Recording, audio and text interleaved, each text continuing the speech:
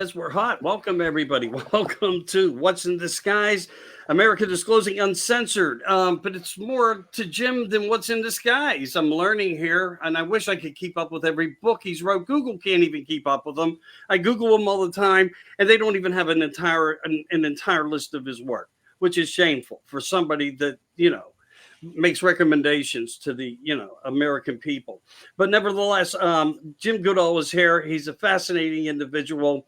His jaw dropped when he saw the B-36s, and he knew he wanted to make himself a legend in aviation. And maybe not even knowing that you wanted to do that, you become that. As well as getting into some planes behind curtains, and closing the cockpit and checking things out at an early age. I do try to do a little bit of homework on, things that you bring up. And I missed having you, not having you on, but once upon a time when we did a previous show, you said, Mike, I'm glad to come back on. We can talk about UFOs. We can talk about anything you want. And then you wrote to me and said something about the bumps in the night.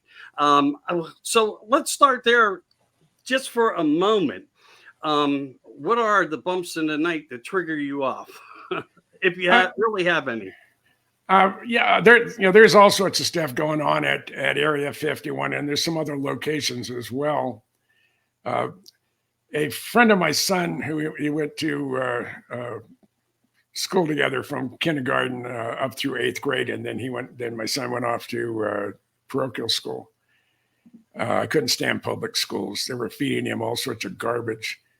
But he ran into my son at a shopping center and says, "Does your dad still go out snooping on the government?" That's one of my hobbies.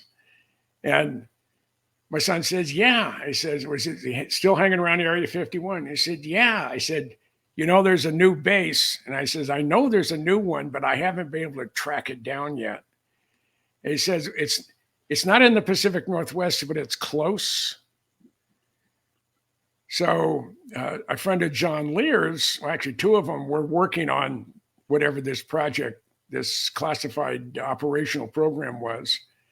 And when it finished flight testing at Area 51, they went to their permanent base, which is a 90-minute drive out of Twin Falls, Idaho. Now, if it's in Idaho, Oregon, and Washington State are considered the Pacific Northwest.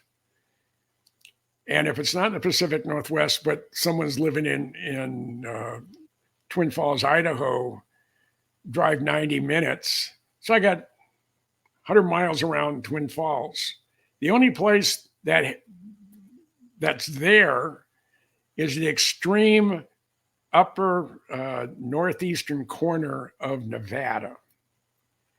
And if you go through Jackpot, which is right on the border on US 93, if you head east about 100 miles, there's supposed to be a base there.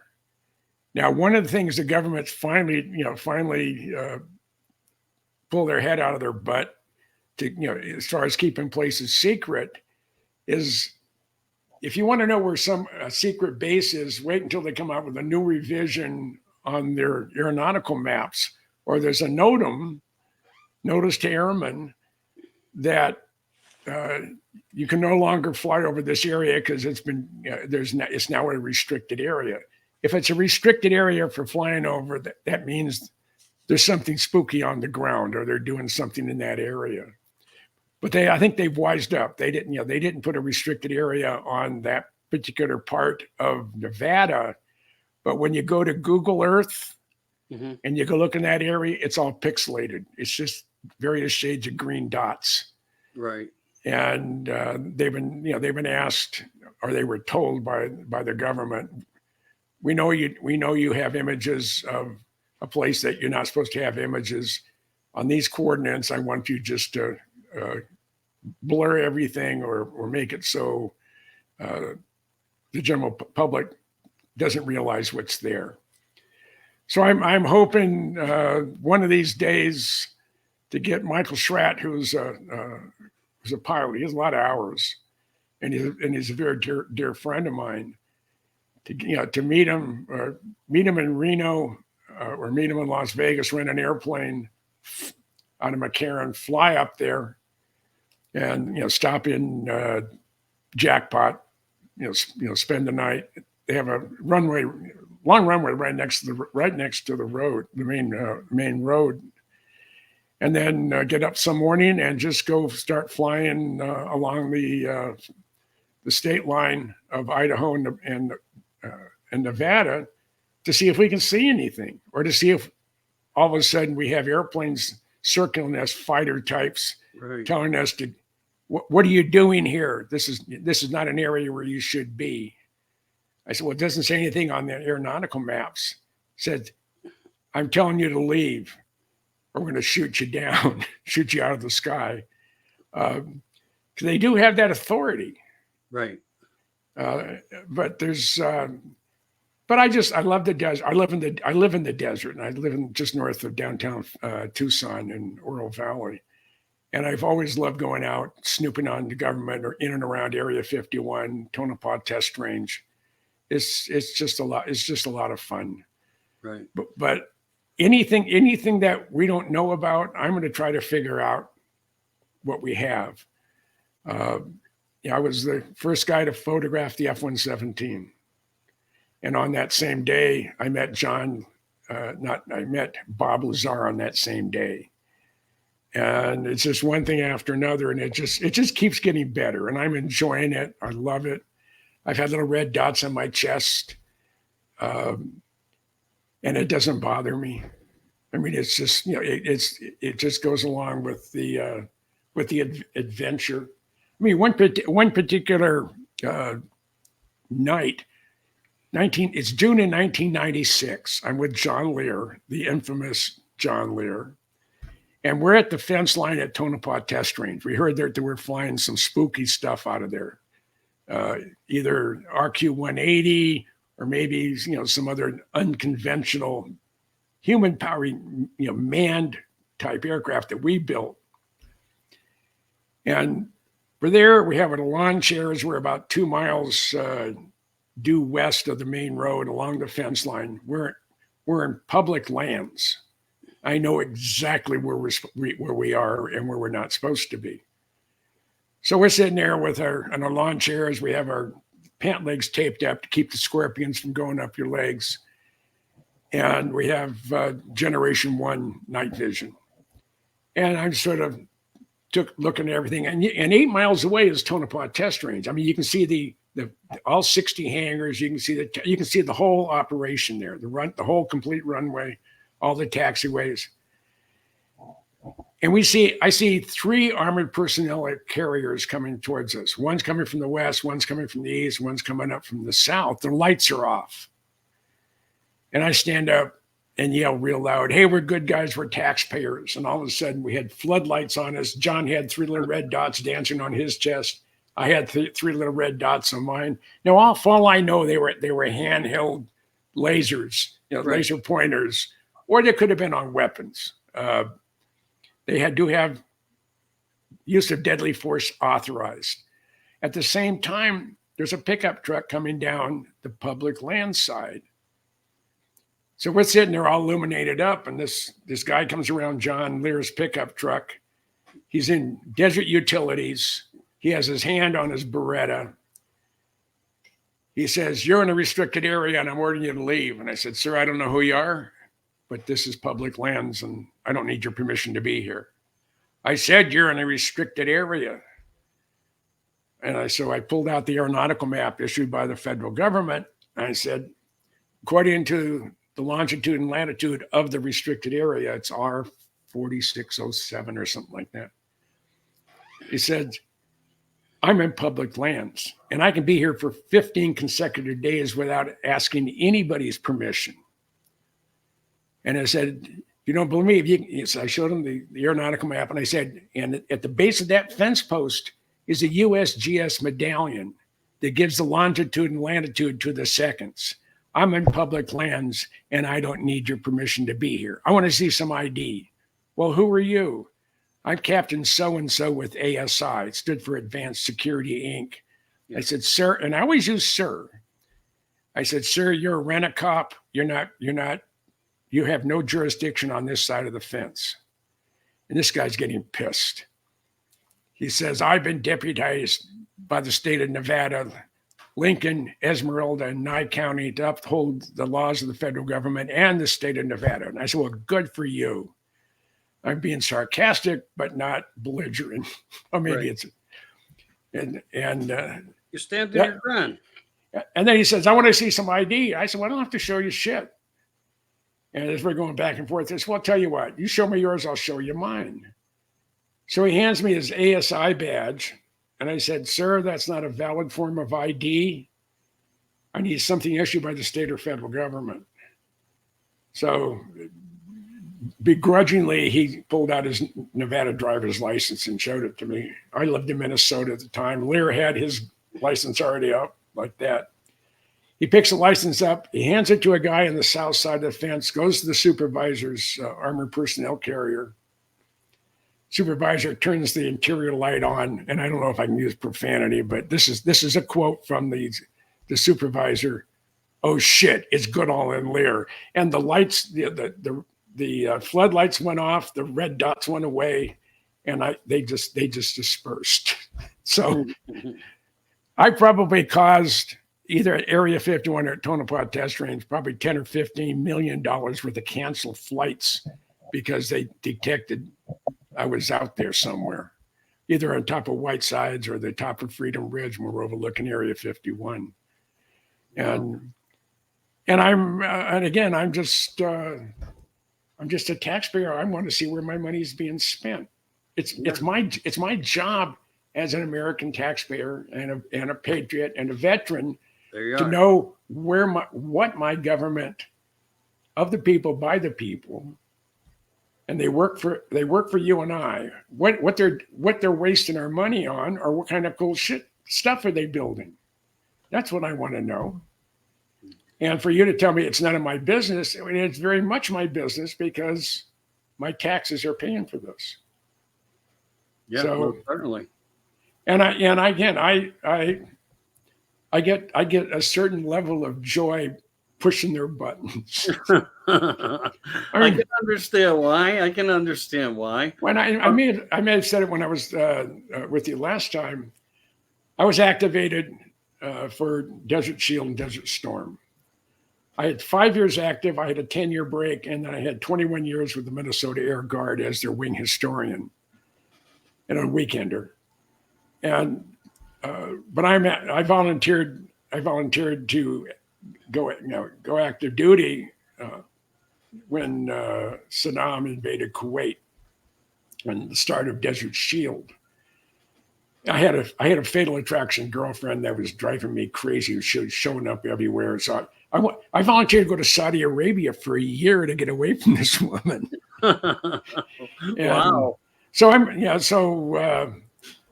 at the Pentagon. I'm at Guard Bureau, but I'm in the Pentagon. And it was a day that there was a down day, both in Iraq and Kuwait and the surrounding areas.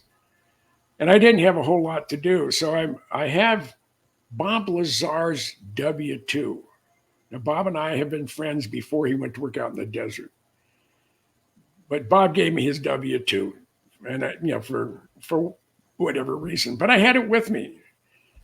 So I'm on the Pentagon directory. I'm trying to find where this Department of the Navy is located that paid Bob Lazar. And it's not listed anywhere, not the exact description. And I was told that there's a half a dozen zip codes that even the zip code numbers are classified because they go to classified locations, and you'll never be able to identify where or what they are. So I decided I'd go to Naval Investigative Services. They had an office there in the Pentagon. So I have about 2 hours to kill. And I find this place. I go in. I'm in my light blue dress blue shirt, the short sleeved shirt with all my ribbons, fresh haircut. I was looking sharp. I go into the NCIS, and there's a young Lieutenant JG behind the desk. The door was open. I said, Sergeant, how can I help you? And I said, sir, can you tell me where this Department of the Navy is located? And I handed him Bob's W-2. He looks at me and says, Sergeant, excuse me for a minute. He walks into the 2-star's office. He's in there for 15, 20 seconds, comes out, and he says, the Admiral will see you now. Now, those of you who have been in the military, who have had interaction with flag officers, the lowest form of life, as far as they're concerned, is an enlisted person, and even the furthest down the totem pole, as far as survivability, would be an Air Guard serviceman, NCO, not even an officer. So it kind of surprised me that the 2-star wanted to see me, and I go in there and I give him a real sharp salute. He doesn't say at ease, he says parade rest. So I know he's bent out of shape for some reason. I'm standing there parade rest, and he has Lazar's W-2 in his hand, and his hand is shaking. He says, Sergeant, I don't know where you got this, but if I ever see your face cross the threshold of my office ever again, you'll be the most sorriest son of a bitch in NCO in the United States military. Do you understand me, Sergeant? I said, yes, sir. With that, he took Lazar's W-2, put it in a shredder, and said, you're dismissed. And his face was almost the same color as the tin with the circle around the behind you. Yeah. It was almost that color red. I mean, he was furious. And I never heard anything else after it, but I did manage to pull this guy's chain really, really hard. Is that the guy they had to send home because they couldn't get his blood pressure done? Oh no, that was Pete Ames. Pete Ames. During this same time frame, I wanted there was a flag on my security clearance. I had the same clearance as the 2-star, my boss. I had to be in the same briefings that he was in, and I had to report on the same things that he saw, whether it's secret, top secret, or above, or compartmentalized. So I had authority. I didn't have access to any of that stuff, but I had the authority to do that. But there was a flag up on my clearance, and I couldn't get my permanent Pentagon pass. Now this was before I saw the 2-star. So I called up Pete Ames. I said, where are you located? He said, are you in the Pentagon? He said, yeah. I said, what can I do for you? I said, you're screwing with my clearance. Oh, no, we're not. I said, bullshit. Yes, you are. Where are you at? I would like to sit down with you. So I'm available at 1:15 this afternoon. I said, fine, I'll be in your office. What's the room number? He said, 5D 156. So at 1 o'clock, I'm on the D ring. I find the room. It's a long hallway with one door. It just has 5D 156 and a cipher lock. I press the buzzer. The door opens. There's a young woman behind the desk.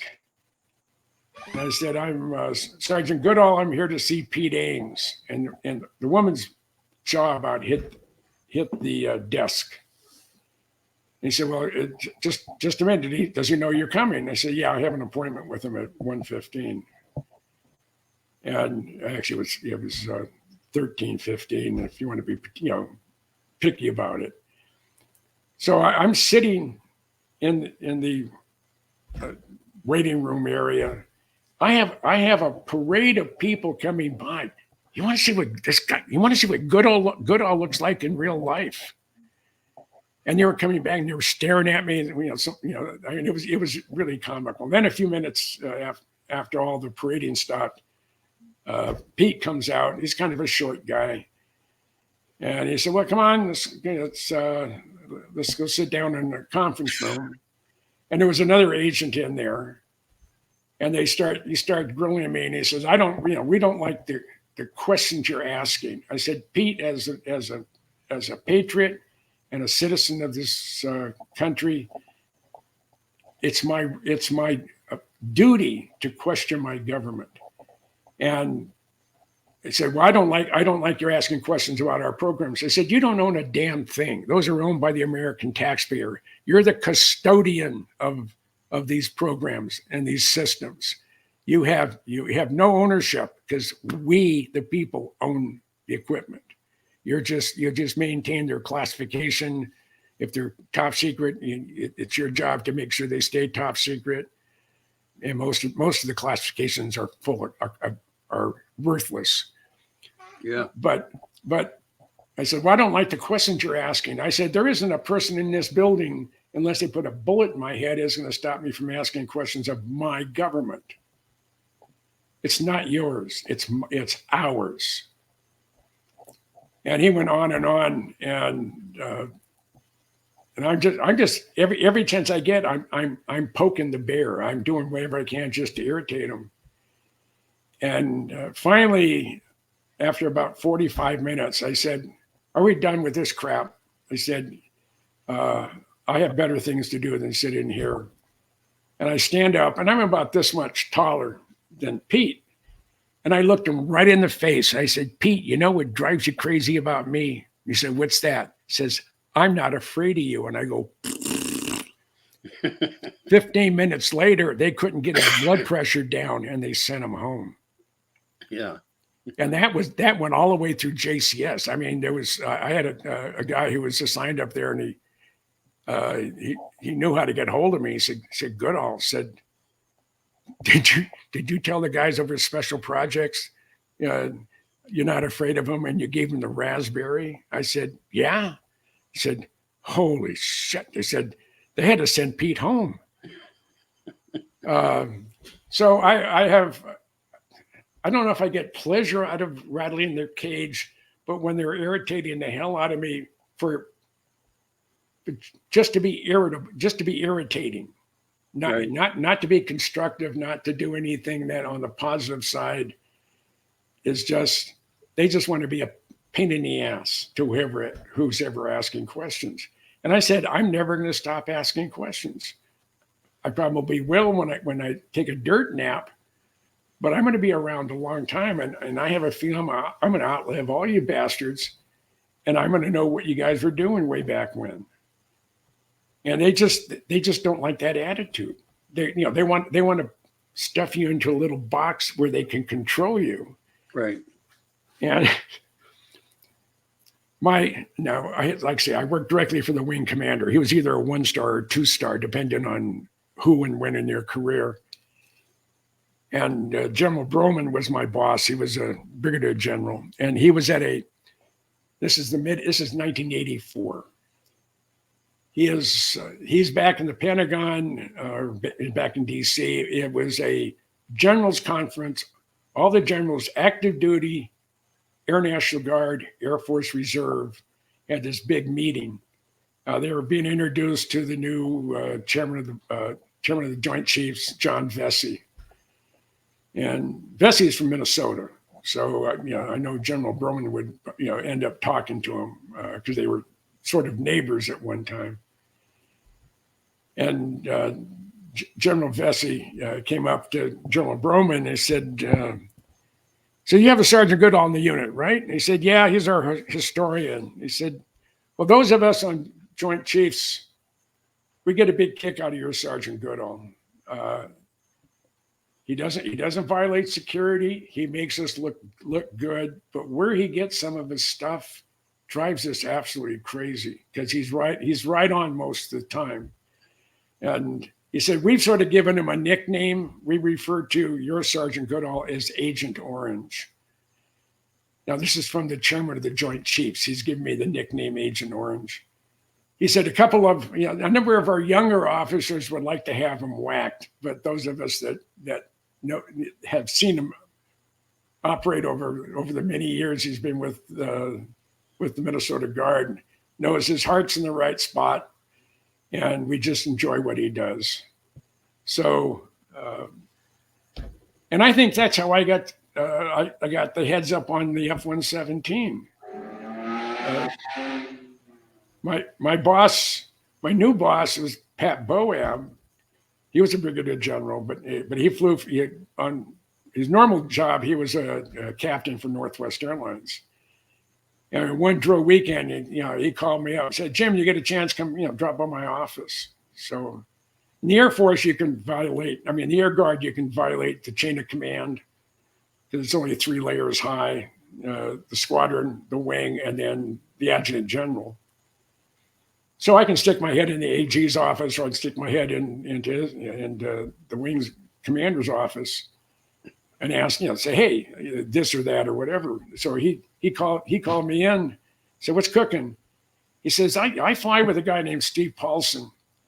He was the 15th guy to fly the F-117.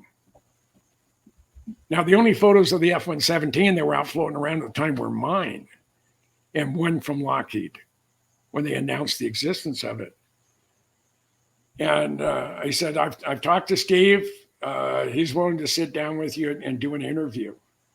And I think what happened is they knew I was going to find out what they were doing anyway. So they figured they might as well control the narrative and have me sit down with Paulson and do an interview. We actually did 3 interviews. And Bill Sweetman and I sat down and put together about 450 questions. And we broke them down in three or four different categories. And we started with the easiest question first. Is the F-117 built by Lockheed? I already knew that, but yes. Is it black? Yes. Is it powered by twin F-404s? Yes. Are the flight data computers from an F-16? Yes. The environmental systems for a C-130? Yes. I just went down the line. Anybody can answer the questions if they're familiar with the program. Right. And out of the 400 plus questions that I asked them, there were only 2 that they didn't answer. One was when the Marine barracks were bombed in '83, they had forward deployed 2 F-117s to Seymour Johnson. They already set up things in Cyprus. It was going to go in there, land at night. There was already a reserve crew there because after the bombing in Beirut, the Marine barracks in Beirut, Lebanon, the terrorists were having a 3-day celebration. And we were going to go in there. We knew exactly where they were. We were going to drop a whole bunch of 2,000 pounders on them. And at the very last minute, it was canceled. Weinberger said, we can't bomb a sovereign country, even though it's that there's a terrorist group there. So, it didn't go to war. And then we went over everything about Operation El Dorado Canyon. That was supposed to be the first use of the F-117. So it's, I've been privy to a lot of things, and the only reason I think I have been is because I tell a true story. I tell a true history of what happened. I'm a storyteller. That's basically what I am. And in my books, like I say, I have 29 books out. My 30th, I'm not sure what that's going to be on, but it'll be on something. What haven't you not written about? That's, I guess, where your focus will be. Well, my newest book is called Nautilus to Columbia Class. And it's actually a memory book for submariners. Okay. I cover all 227 plus nuclear powered submarines built or under construction for the United States Navy. Every single submarine has its own page with specifications. If it's a named boat, like the USS Los Angeles, right, as SSN 688. Well, all 62 submarines built on that design were 688 class or what they call I boats. It's a 688, and then parentheses, there's an I that stands for improved. And that's when they took the bow planes off the sail and moved them onto the hull. And I managed to cover all 227 of the submarines, and I have them named out. They're going back to some of the World War II submarine names, like Pufferfish and Silver Sides and whatever. Yeah. And a lot of the old historic names are going to be resurrected, both in the Virginia class, because they're running out of states, and there's only 50 states, and there's the Los Angeles class was all cities. The Virginia class is all states, and they're going to be for historical names after that. The replacement for that submarine that's behind me, which is a 560-foot long, 18,000-ton submerged Ohio-class fleet ballistic missile submarine, those are being replaced, and they're going to be replaced by the Columbia class, which is a foot longer, a foot wider, and about 4,000 tons heavier. I have a question, because I know you go so into depth on this. Are we going to be seeing, or do you know of the possibility to where we may be seeing a new power source of what will be running these submarines besides nuclear? Because there is some type of program out there that is talking about, new energy. Submarine within the facility of the submarine is operational empowerments. What are your thoughts on that? Well, the Columbia class has a new class of reactor, which will go the entire life of the sub and never need refueling. Okay. And Lockheed, the Skunk Works, now they said that the program was canceled, but more than likely it went from a gray program to a black program. Okay. And it's in my 75 Years of the Skunk Works book. It's 384 pages, and I cover 43 different programs, and one of them is the compact fusion reactor. It will fit into a 40-foot container that you would see on the local freeway on coming from the ports or whatever, or on the trains going through, especially Union Pacific going through Tucson. It requires no maintenance. It cannot do a meltdown. The fuel that used, even though it's depleted uranium, you can't make a dirty bomb out of it. And they were trying to get it down to even smaller than fitting into a 40-foot container, but it produces enough electricity or enough power of a town or a city of 100,000 people. So, and it was designed for our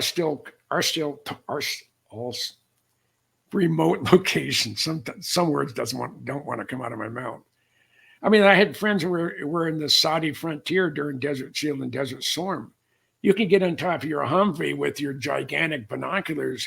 You can do 360-degree sweep, and you see absolutely nothing along the horizon, 360 degrees, and they're out there on an outpost. And the only reason they know they arrived where they're supposed to be is they had a GPS unit saying, well, this is where you're supposed to set up camp. So they set up a communication relay center there of some sort. So it would be very, very beneficial. Also in areas, remote areas where you do need a lot of power.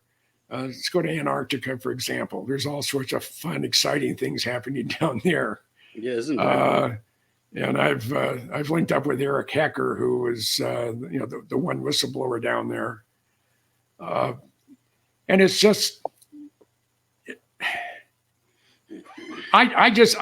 this is what keeps me charged. This is what keeps me young. This is what keeps my brain functioning, is my desire to find out what kind of sneaky stuff our government What are they building? What are they flying? What are they testing? Right. And right. and it's my right to know. Now, if you go in and around Area 51, they've moved the warning signs out about a mile from where the actual perimeter is. You mean out further or in further? Out further. Okay, I would expect it to be that way. Yeah. Okay. Yeah. Well, they're not authorized to do that. You can't, as a government agency, you just can't take land that's public land and you can't make it classified. You can't make it a restricted area. Congress can, but you as a contractor or whatever can't.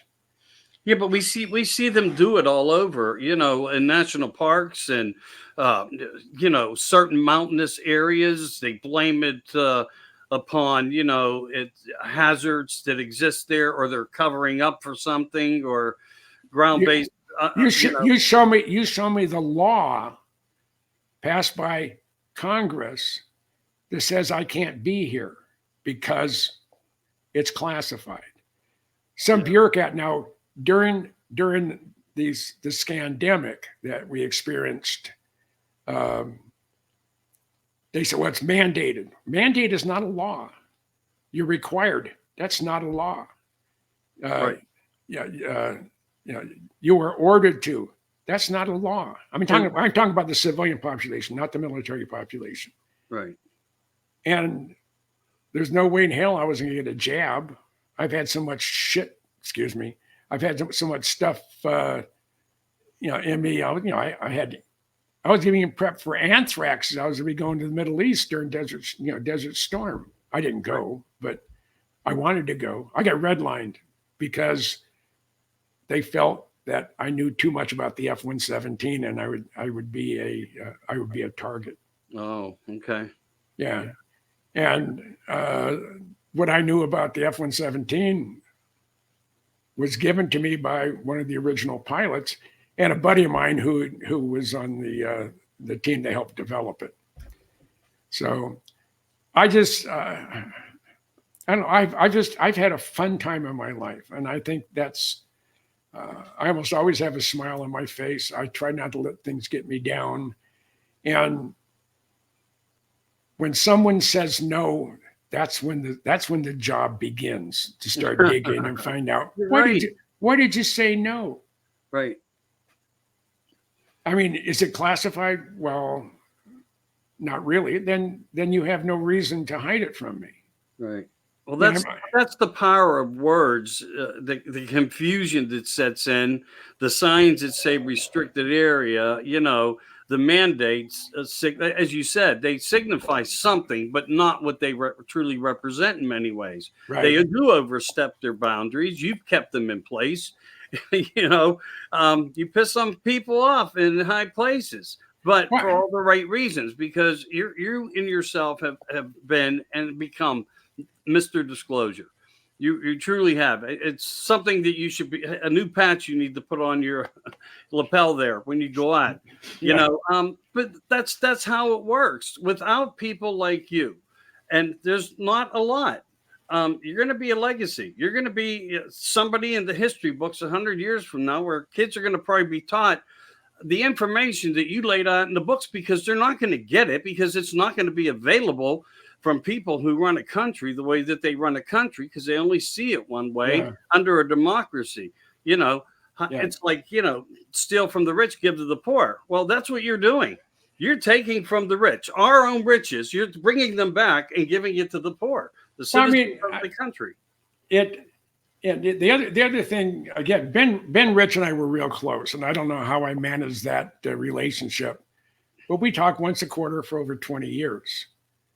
And I remember in August of 89, he called me at home and he said, Jim, just got out of a meeting. I got it from he was going to say the horse's ass, but he says that I got it directly from the horse's, and he stopped for a second, mouth. Right.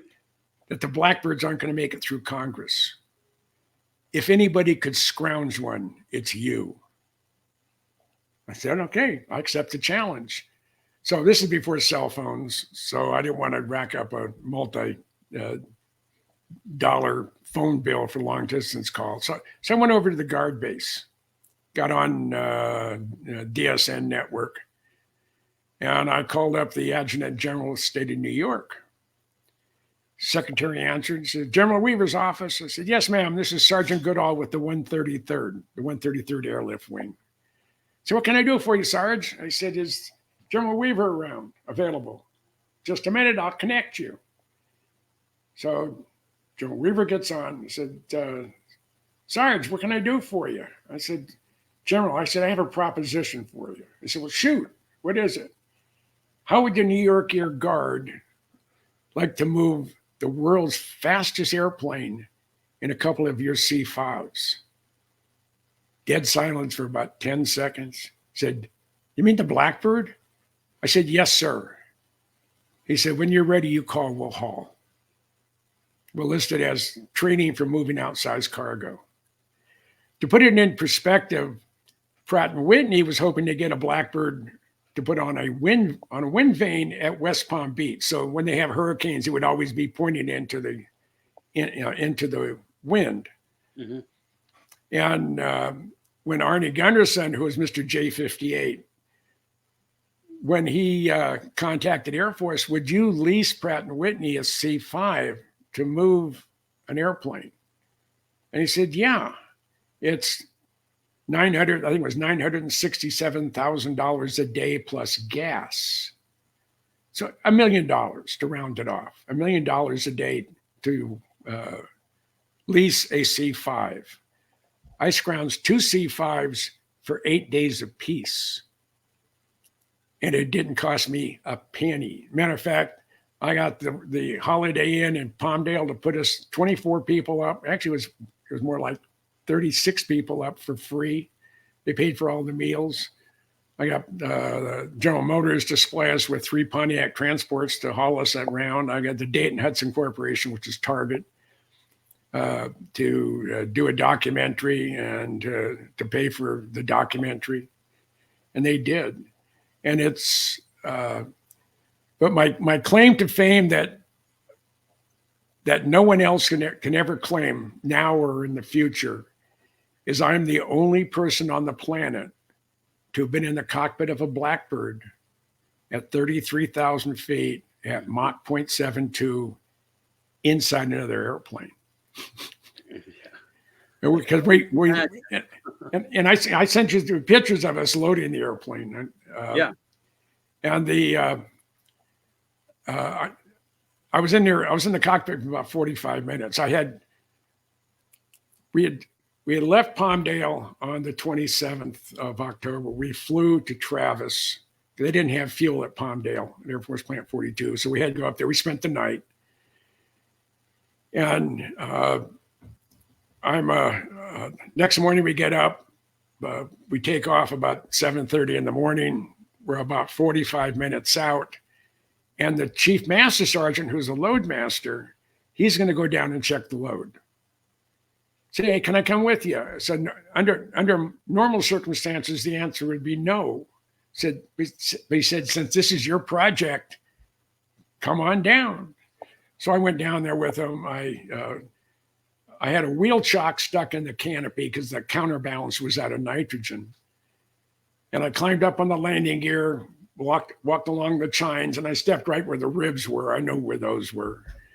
And I opened up the canopy. I had a 5-gallon bucket on the ejector seat with a cushion because the seat was all the way down.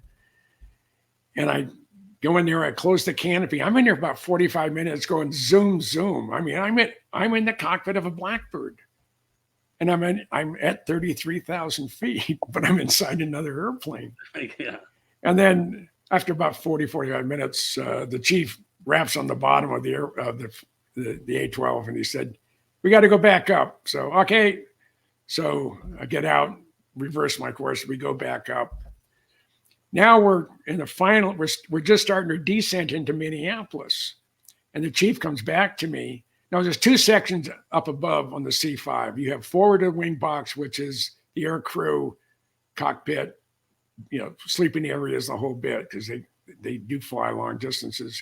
And behind the wing box, a room for 75 passengers in aircraft type seats.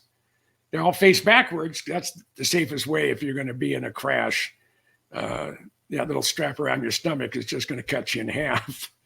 And if you have your whole body against the backdrop, about the back of the seat, then you're more than likely, your chances improve of surviving. Surviving, right? Yeah, but he said the boss said you could be in the cockpit when we land. So I said, I'm already up here. I said, no, downstairs. So as we're starting our descent, I went back down. I got into the cockpit. And the next day, I called Ben Rich. And I said, Ben, I think I have a Blackbird accomplishment or record that no one will ever be able to achieve. He said, what's that? I said, and I told him, I was inside a C5, inside the cockpit of my A-12 at 33,000 feet at Mach 0.72. And he just laughed. He said, I should issue you a Mach 3 card, or actually Mach 3 minus card. He never did, but his heart was in the right place. Right. So we had it for 15 years. And then the rat bastards from the Air Force Museum said that you don't have ready access to the airplane and to the Air Guard Museum. So we're going to take it from you, and we're going to put it on a pylon where there's no public access, and that's the headquarters of the CIA. So between Thanksgiving and Christmas, they sent a letter to the wing saying you have 60 days to challenge this. Of course, if you send it in between Thanksgiving and New Year's and Christmas, we're at skeleton crew. Hardly anybody's around. The message got rat-holed. We didn't realize it until half the time was gone. I made the front page of the Wall Street Journal fighting it. And then they had the nerve to, when they took it, they put it up on a pylon. They came out with a booklet called Archangel. And as you open up the book, the very first photo you see is a shot of A-12 number 128 taken from the top of the alert hangars at the Minnesota Air Guard base, photo by James C. Goodall. But they didn't ask my permission to use the photo, and they didn't have photo credit. So I called a buddy of mine who is a copyright specialist. He's also likes to do, write, he's an aviation writer as well. His name's Jim Stevenson. And I say, Jim, says the CIA used a photo of mine without my permission. And he starts laughing. He said, you know what the maximum fine is for that? I said, no. I said, you can, depending on who's in charge and who's pushing it, that's a $37,500 fine maximum for improper use of copyrighted materials. So I send a bill to the CIA saying, you used my photo and you didn't ask my permission. And I want $37,500 for the use of my photo. And I get this nasty letter from the chief legal counsel for the director of Central Intelligence. Now it's way up in the top of the food chain. Say, Mr. Goodall says, we could have purchased this from a stock photo place out of New York or LA, or gotten it directly from Lockheed. I said, yeah, if you could have, you would have. I said, that photograph has been in 10 publications, books, including the front page of the Wall Street Journal. And in it, it has photo by James C. Goodall. And the little funny thing, the circle with the C in it, it listed in all of them. And I have the original Kodachrome. I get a call after I send everything off to him. I get a call from Mr. Levine. Said, Mr. Goodall, you are correct. This is your photo. We apologize. Said, but I can't agree to $37,500. And I'm thinking, offer me $500, I'll be happy. Mm-hmm. He said, $5,000. I said, with one addition. I said, what's that? I want permission to come onto the campus of the CIA, and I want to be able to do a 360-degree walk around with my camera of my airplane. I said, well, that's going to require permission from the Director of Central Intelligence. Fine. Well, about 10 days later, I get a call from Mr. Levine. It's been approved. I said, super, I'll drop you an email when I know I'm coming. So I arrived there on the 22nd of April, 2009. And as I drive up to the gate, I'm using a buddy of mine's car. He picked me up at the airport at Reagan National. He lives in Montgomery Village, and I have his wife's car. She's out traveling somewhere. And I come up to the gate. As I'm rolling down my window, I didn't even have my wallet out. The guard said, "Oh, Mr. Goodall, welcome to CIA."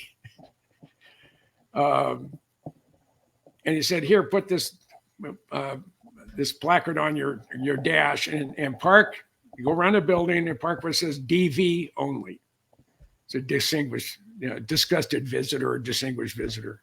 Individual, yeah. Yeah. He said. So I pull in there, and he said, "Keep your stuff in the trunk until you're told to take it out." So I go into this atrium. It's huge, and the guard at the very far end, he said, "Mr. Goodall, welcome to CIA." I said, Michelle will be right with you. So I'm wondering, I'm just, the big, huge, atrium. Nothing's in there, but the stars of unknowns that have died in the service of the CIA. And out drops this drop-dead gorgeous blonde in a red suit. Oh my God! She could have been on the front of Cosmo or Vogue or whatever. And it says, "Mr. Goodall," says, "I've been here for 21 years. You're the first civilian, even though I'm retired military by now, been allowed on the facility with a camera unless there was an official function and guests were invited." And he said, you must know somebody. I said, "No, I'm just a squeaky wheel." So we went in. I took my pictures. I bought a CIA T-shirt and a polo shirt. I should have bought a couple of them because I bought it at the CIA gift shop there at the headquarters CIA.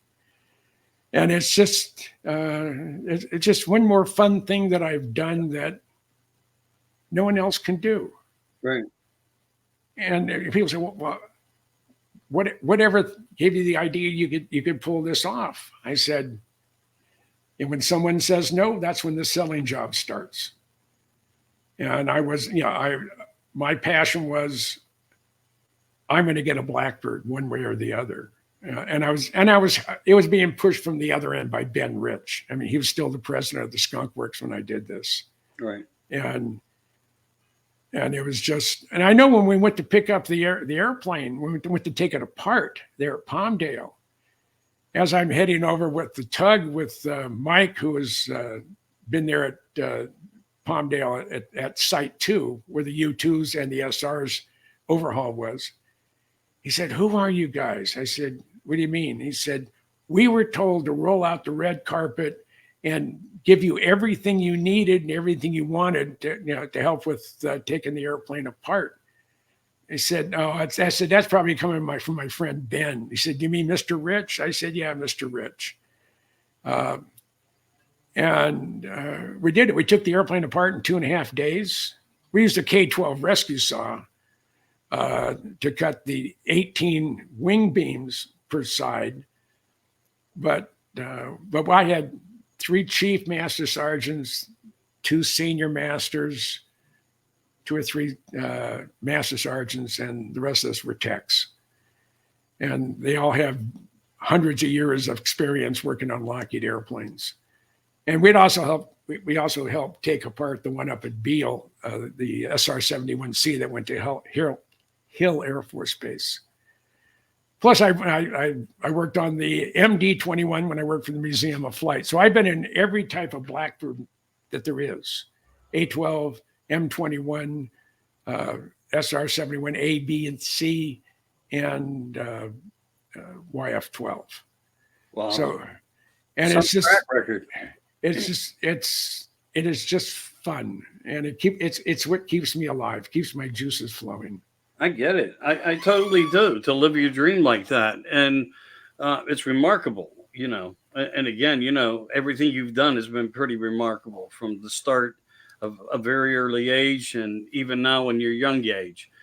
I mean, but it's great, you know. If you don't have any fear of someone saying no, well, why are you saying no? Is it classified? Well, not anymore. Then why are you saying no? I've always found a way around those, you know, those statements. Yeah. And I've made enemies because of it. I mean, there were officers at the Guard that would have bet $100,000 that I was going to fall flat on my face when I told them what I wanted to do. And when I pulled it off, I mean, I had guys that I've had coffee with, I've had lunch with. These are officers. I was an enlisted. That would just, they weren't going to have anything to do with me because I don't fit any particular slot. But where people are, you know, they try to pigeonhole you in this area. I'm like an automatic. I'm like a machine gun shotgun. I'm just closing my eyes and I'm going to cover as much as I can. And that's what I've done most of my life. And what keeps me excited. Yeah, your gut instinct works for you. You have good instincts, good intuition. Yeah. And, you know, by you utilizing who you are spiritually and more consciously, you have been able to accomplish things that people would never even dream of taking on a challenge as you have. But as you said, you know, you cannot accept no for an answer. You keep going. You make things work. Yeah. I want to get into something else, if you don't mind. I want to narrow off just for a second. I want to know if you can also give me any heads up, or, you know, anybody else that's listening or that will listen, to what's going on with the pyramids. Down in Belize. Yes. Yeah. The guy who headed that up turned out to be an asshole. Oh, I'm sorry to hear that. And he decided he didn't have to go by the exact rules that the country of Belize had about what, you know, we were going to do on that pyramid complex. And he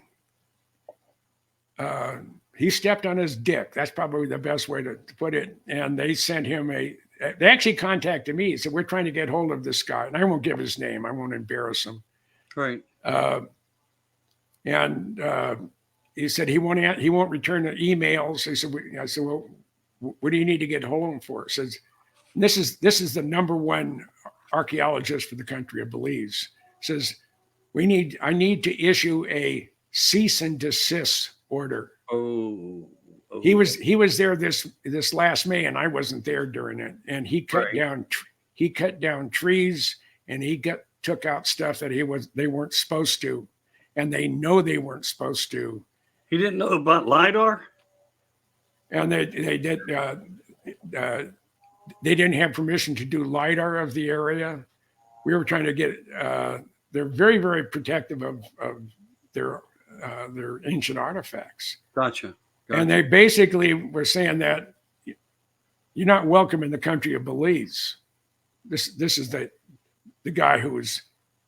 I'm the CEO. No, you're an asshole. I said, Elon Musk's a CEO.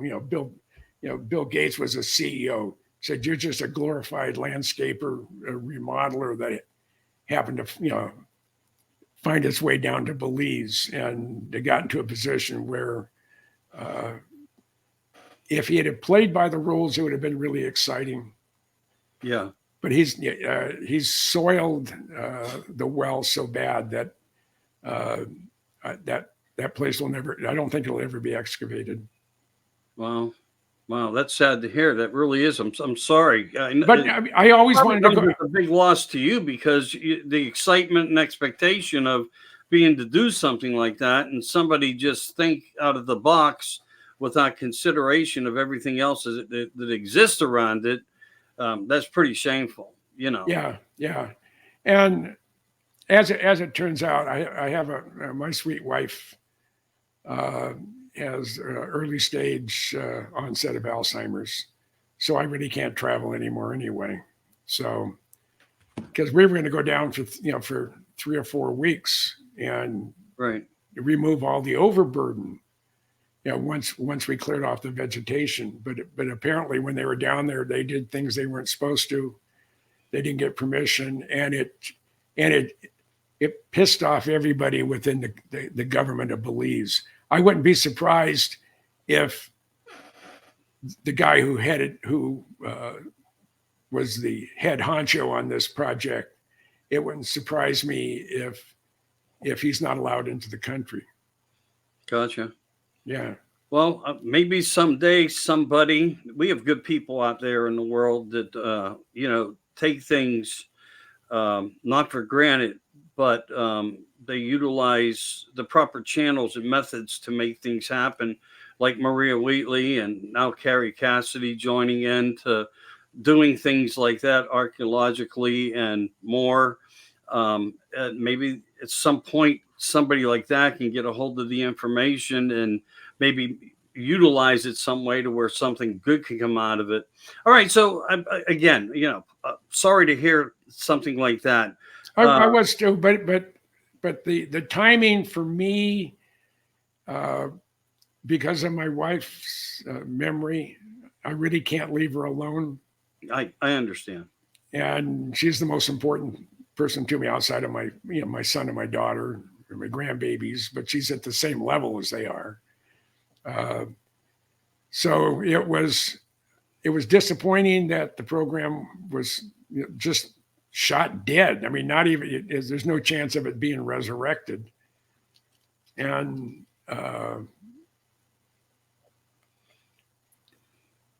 and he pissed me off so much that I told him that as far as I'm concerned, you're dead.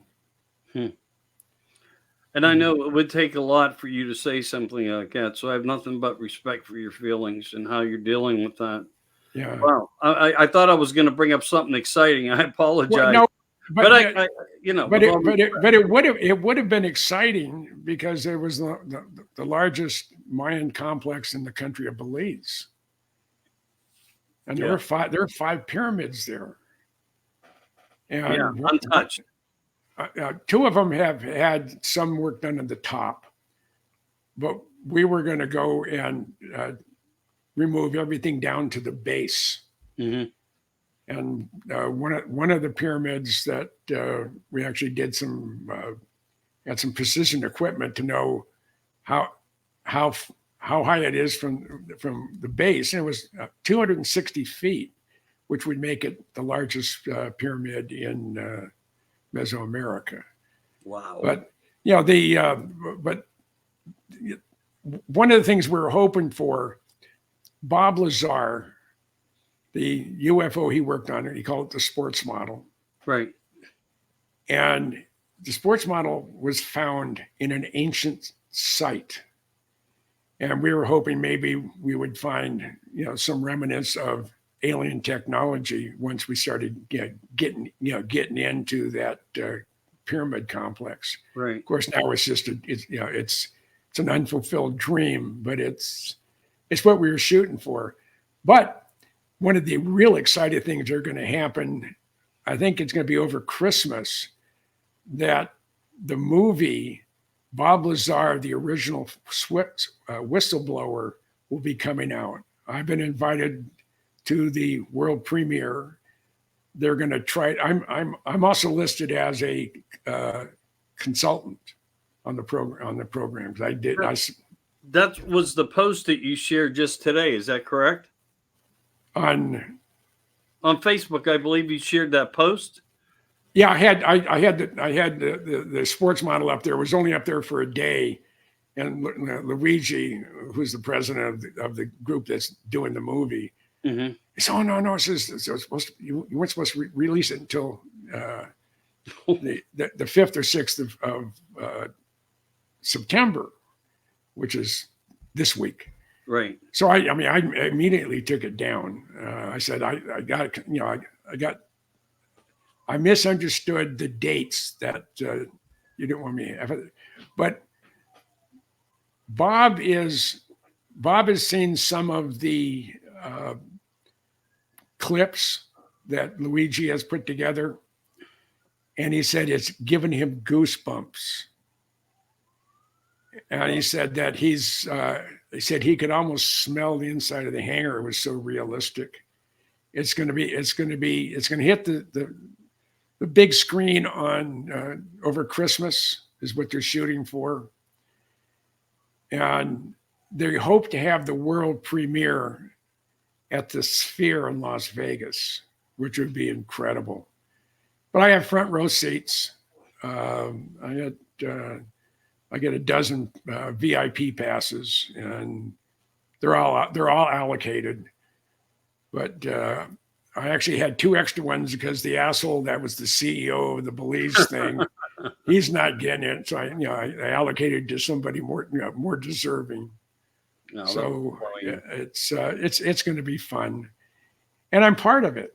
And it's just is there going to still be the possibility of I don't want to say too much now, knowing what we know about dates on that, because I was aware of the scenario, but is there a possibility of some type of example to happen still? It's a very good possibility. Okay, yeah, I don't want to say too much. No, I'm reading between the lines, because Bob said there's 3 different, and this is Lazar. Bob said there's 3 different segments of this project. One is the movie. 2 are the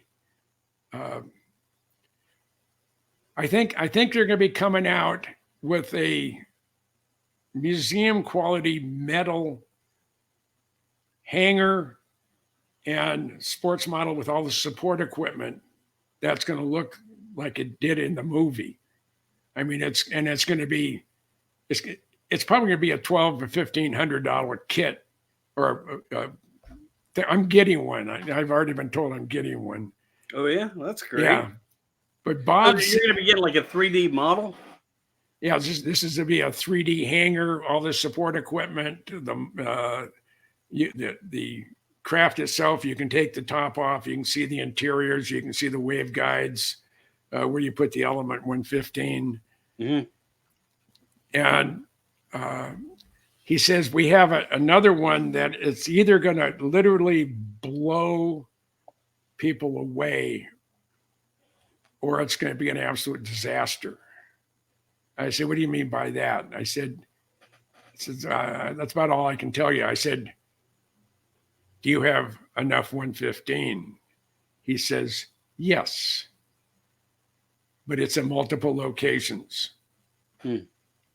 And what we're going to do, I think what they're going to do, they are going to build maybe a half-size replica, because the technology is all the same, and have one person inside it, which could be Bob, and to fly his sports model. Oh my God, that would be so fascinating. Yeah, and again, this is purely speculation on my part, trying to read between the lines. But the way he said, it's either going to blow the minds of the world, or it's going to be an absolute disaster, one of the two. So it makes me wonder as how you're putting it, but I would think that his confidence would be within, his creation, knowing what he knew and having all this time over the years to come up with this. And I'm sure it's probably stuck in his mind, because this was the guy that didn't believe in the UFOs, who now may come on and disclose the fact that here's the technology, I duplicated it, and it's out, just like when he did, and he told everybody that there was an Element 115, and everyone said, no, there's not. And then we found out there was. So wouldn't it be miraculous if he would come out and fly across Vegas and something like that? And he could put you in the side seat, and you could say I'm the only one in the world that did this with Bob. Yeah, no, this is going to be fun. The whole thing is fun. I hope one day I can get him on, because I know he shies away from a lot of things. And, I as a kid, as a guy, I was always fascinated into the things like you were with the planes and the special op programs and Ben Rich and, black magic, if you will. And some people utilize that terminology for all the things we don't know much about, because it's all taboo. If we talk about things that, we're conspiracy theorists. But, to pick his brain would be like talking to Trump for a few minutes, Oh, yeah. Yeah, I'd love that. I mean, but, I think I said, I know I probably said it on your program last time I was on. But again, like I say, I talked to Ben Rich once a quarter for over 20 years. And I called him. He was at USC Medical Center. He was dying of esophageal cancer. It was stage 4. And that's from breathing all the nasty solvents used on stealth coatings. Mm-hmm. Everybody, all the maintenance guys I know that worked on the F-117, all of them have cancers and lesions and polyps in their intestines. All of them do. Oh, that's crazy. I understand it's heat shielding and technologies like that, but I mean, you think they would have took preparations just because any possibility could exist when you're working with exotic materials. Yeah, they didn't look that far down the road. That's the problem with the That's long-term. The whole problem of everything. So about 10 days before Ben Rich passed away, I talked to him at USC Medical Center. And he said, Jim, we have things out in the desert. And he wasn't referring to Area 51. But he said, we have things out in the desert that's 50 years beyond what you can comprehend. And he knows I can comprehend just about anything. Right. And then he said, if you see movies like Star Trek or Star Wars, we've been there, done that, or decided it wasn't worth the effort. I said, Ben, you want to improve upon that, expand upon that? He said, no. And then the son of a bitch had the nerve to die on me, about 10 days later. And I never did get a real answer. Maybe I can help you in speculation of my research. When our Navy systems and so forth, I don't want to say get rid of certain ships and submarines. It's been said through some people, and I don't have factual, I can back it up, but I can back it up, that they are repurposing for the space program and utilizing, and have been since the early Kennedy administration, of technology as you're describing. That they were already taking destroyers and they were, putting anti-gravity rivetics into them and so forth, if that's the proper terminology of word, and so forth like that. Now, I don't know if that's the part that I don't know if it's all factually true, but when we talk to people who make the claim that they were super soldiers and, they were with this the SS space program and so forth like that, they were describing crafts just like that. Well, the Apollo astronauts said they were being observed while they were on the moon. Correct. Yeah, that was a scenario that we know. I mean, all of them. I think Neil Armstrong's son said before his dad died, he said, we were being watched. Yes. They had craft that was so far superior to us, and we always made sure that our camera was never pointed in the direction that they were. But he said, they're real. Dave Fruhoff chased one in an SR-71 and left him in the dust. This is 1972-73 timeframe. And when he became the facility manager at Area 51, when he retired from the Air Force, his job was, he was responsible for every single structure at Area 51, from a paint locker to the largest hangar, which is Hangar 18. Mm-hmm. And he said, you don't ask any questions when you first get there, but he'd been there about a year, and he asked if there's did we ever have a Mach 12 or Mach 15 airplane flight test out of here? Guys have been there, since the late 50s. And the answer is no. So would the Aurora project be part of an affiliation of? No, Aurora was the need to. It was the need to create and chase. It was a nuclear proliferation monitoring platform.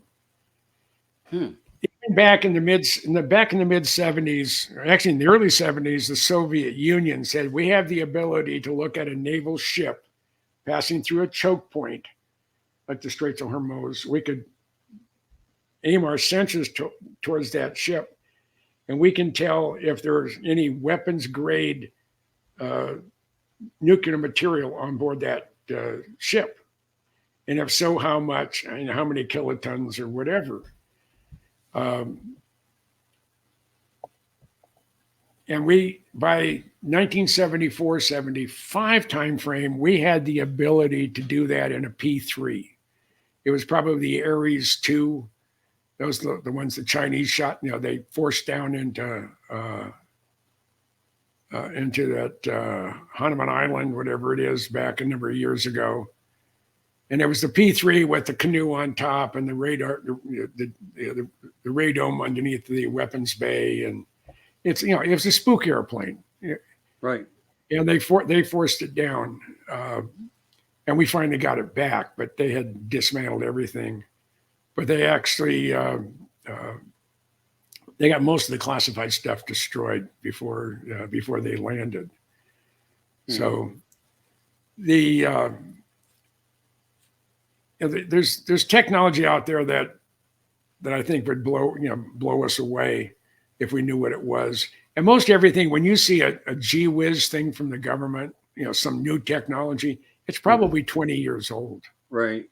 Yeah. Nothing. I think the world's waking up to the fact that that's so true. Yeah. That is so true. And another thing, in I think it was in 93 or 94, just before he passed away, Ben Rich was a keynote speaker at UCLA. It was the aeronautical school. It was the graduate student banquet. And he went up there, and this was part of his prepared text, and it's been on all over the internet. He said, today, 1993, 1994 timeframe, 30 years ago, we have the ability to take ET home. Think about that statement. Yeah. Today, we have the ability to take ET home. But the federal government, our government, will now not allow that information to be declassified because it would give us free energy, free water, everything. I mean, it was probably all of Nikola Tesla's inventions and everything were what they were dealing with, because a lot of that stuff disappeared after he died. Right. And I think it probably went into a storage facility like in Raiders of the Lost Ark. It's 14,000 acres. You need oxygen to go to the very, very top because the place is so huge. And that was me. Yeah. And that makes me wonder though, when he says take ET home, and then you have a guy like, I believe it was George Bigelow, who said, they're right here. Meaning, maybe we're not star traveling. Maybe we are. Maybe we figured out technologies and through electromagnetisms and so forth that open up these gateways or these portals, or we know where they exist at, and I utilize them. I was a docent at Kit Peak National Observatories, about 50 miles west of Tucson. They have 22 optical telescopes, everything from a 12-inch to a 13-foot primary mirror. That's the Mayall telescope. One of the telescopes that I gave tours on was the 2.1 meter. That's an 8-foot diameter primary mirror. That's how when when you hear it's a 10 meter or a 4 meter or whatever. It depends on the size of the primary mirror. And Caltech was using the 2.1 meter using adaptive optics and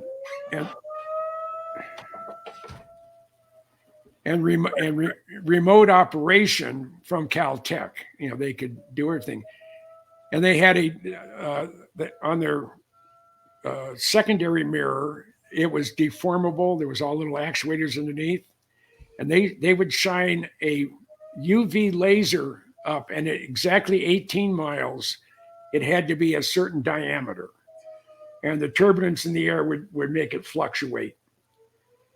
And this thing would adjust the image 1,200 times a second to remove any distortion due to atmospheric problems.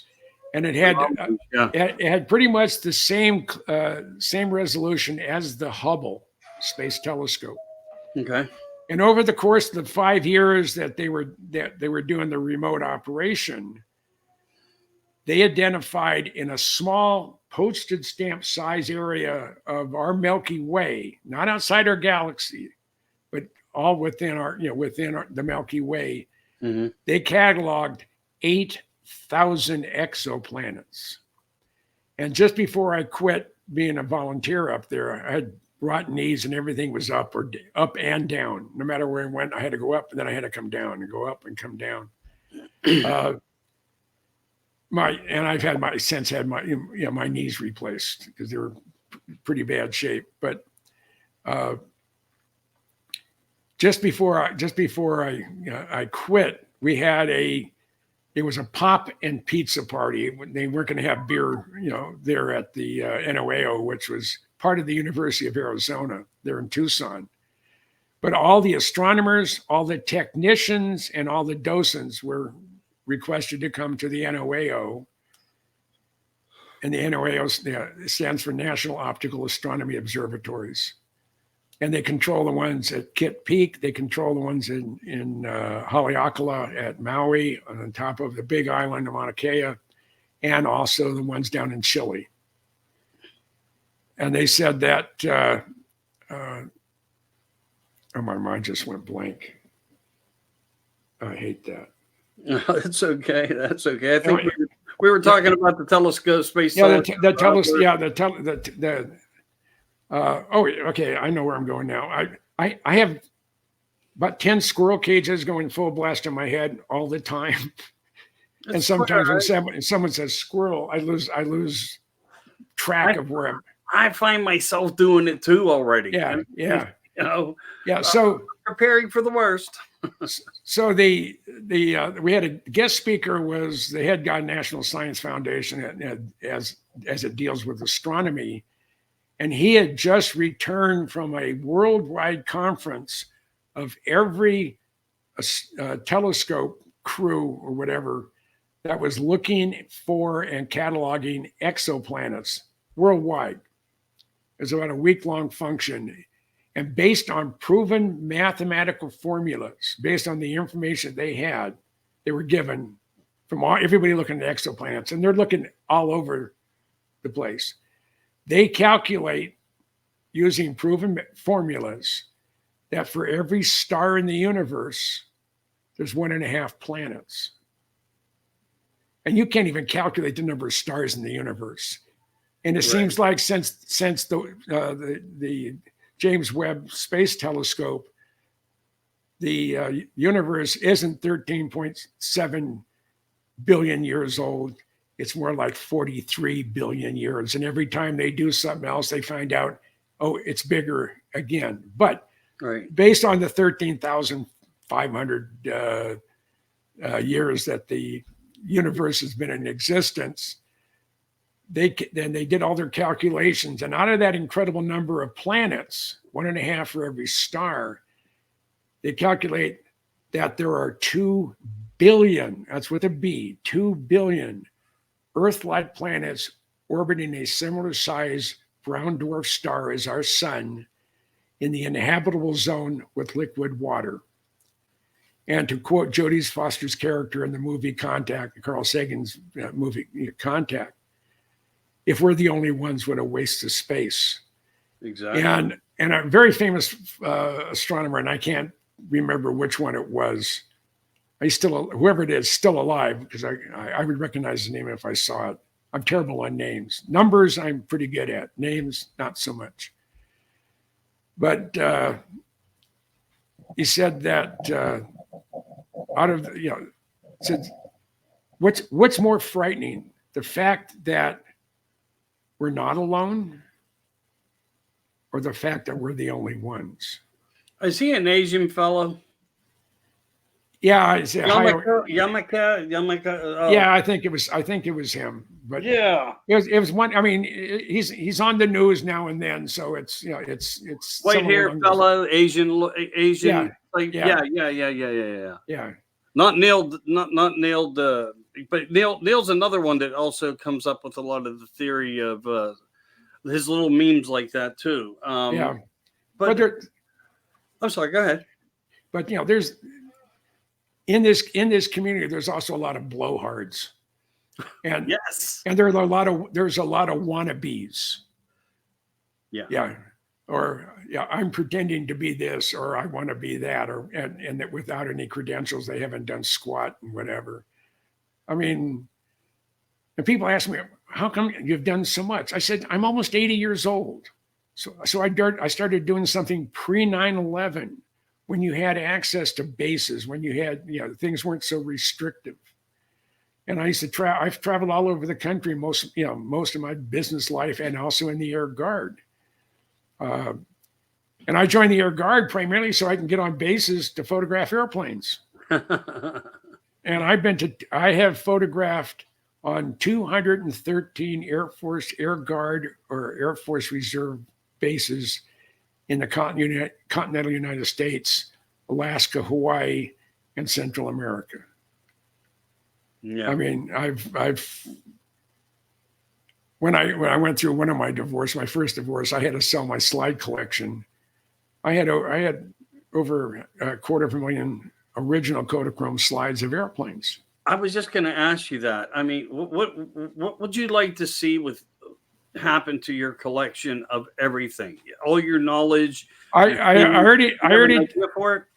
already told Michael Schratt, who's like my kid. No one knows UFOs, crash retrievals, and whatever that better than Michael. And the thing I love about when he's given a talk, he doesn't interject his opinion. He's like Sergeant Joe Friday at Dragnet. These are the facts, only the facts, not my opinion, not a line of BS or whatever. And I told him, I said, I'm going to send you all my SR-71 stuff. They're going to be deeded that. And I'm going to give them, I have a box, in your big packing, your plastic packing crates that are this deep and maybe 30 by 20 by 20. I have them filled up with yellow boxes there, and they're all filled with slides. Those are just my exercise. I'm going to give those to Michael, and he can sort through them as he sees fit. Gotcha. And he can have all my books, all my photos. This is when I croak. But okay, I'm going to be 80 this coming spring. I know I'm going to live to 105. I've known that since I was a little kid, and I don't know why that number sticks in me. But I'm 80 years old, and other than being hearing impaired, cataracts, need glasses, rotten knees, arthritis in my hand, but my brain works. Right. And I've been around a lot, and I have interesting friends, and I've been blessed with that. Yeah. And again, in the UFO community, we call the ufology. Ufoolery. Ufoolery. Okay. Ufoolery. Most everybody has good intentions, yeah. or maybe they're wannabes. There's only a few assholes. Well, I mean, even I'm like one of those wannabes in a way, but I want to try to help people get the information out, whether I can help do it or bring somebody on that can help deliver it. There's going to be a handful or two of us guys too, but honestly, I come with the best intentions I can offer to somebody, and to make them understand the knowledge of what we thought was real, that hasn't been, and Yeah. this is how the reality really is, and it's working. And I hope I can do that in between some of the things that I planned for myself. Because I think last time we were together, I think I held up a bunch of books of things I have prepped, already, but haven't had the time, because again, I'm working while I'm doing other things. But I mean, every day, right in front of me, all over the place in front of me, the stuff is here and behind me, and in books, and it's just.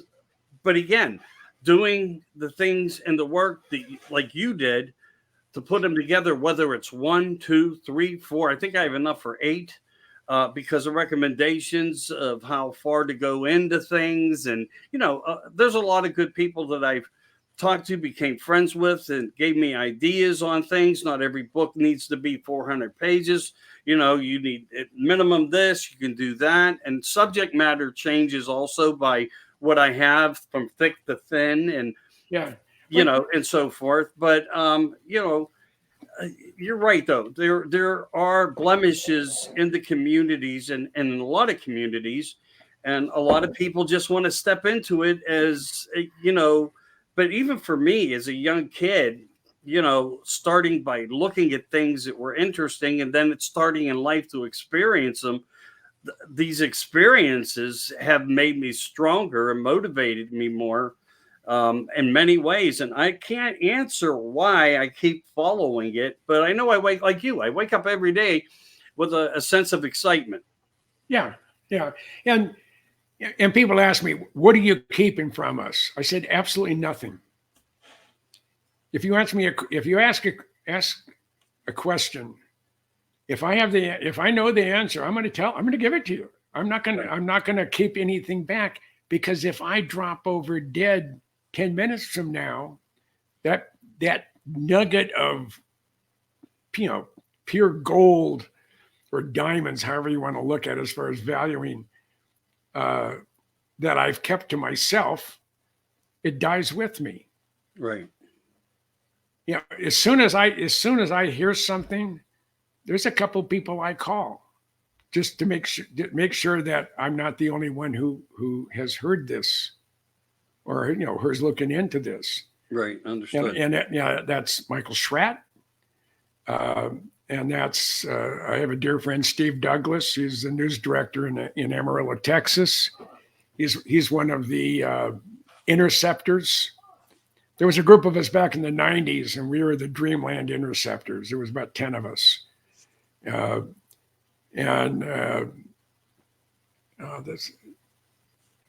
trying to remember the guy's name. David Darlington, I think it is. He wrote a book called The Dreamland Chronicles. And John Andrews and Jim Goodall are chapter 5. We're the elders. Oh, okay. Yeah. And it really describes me really, really close of who I am.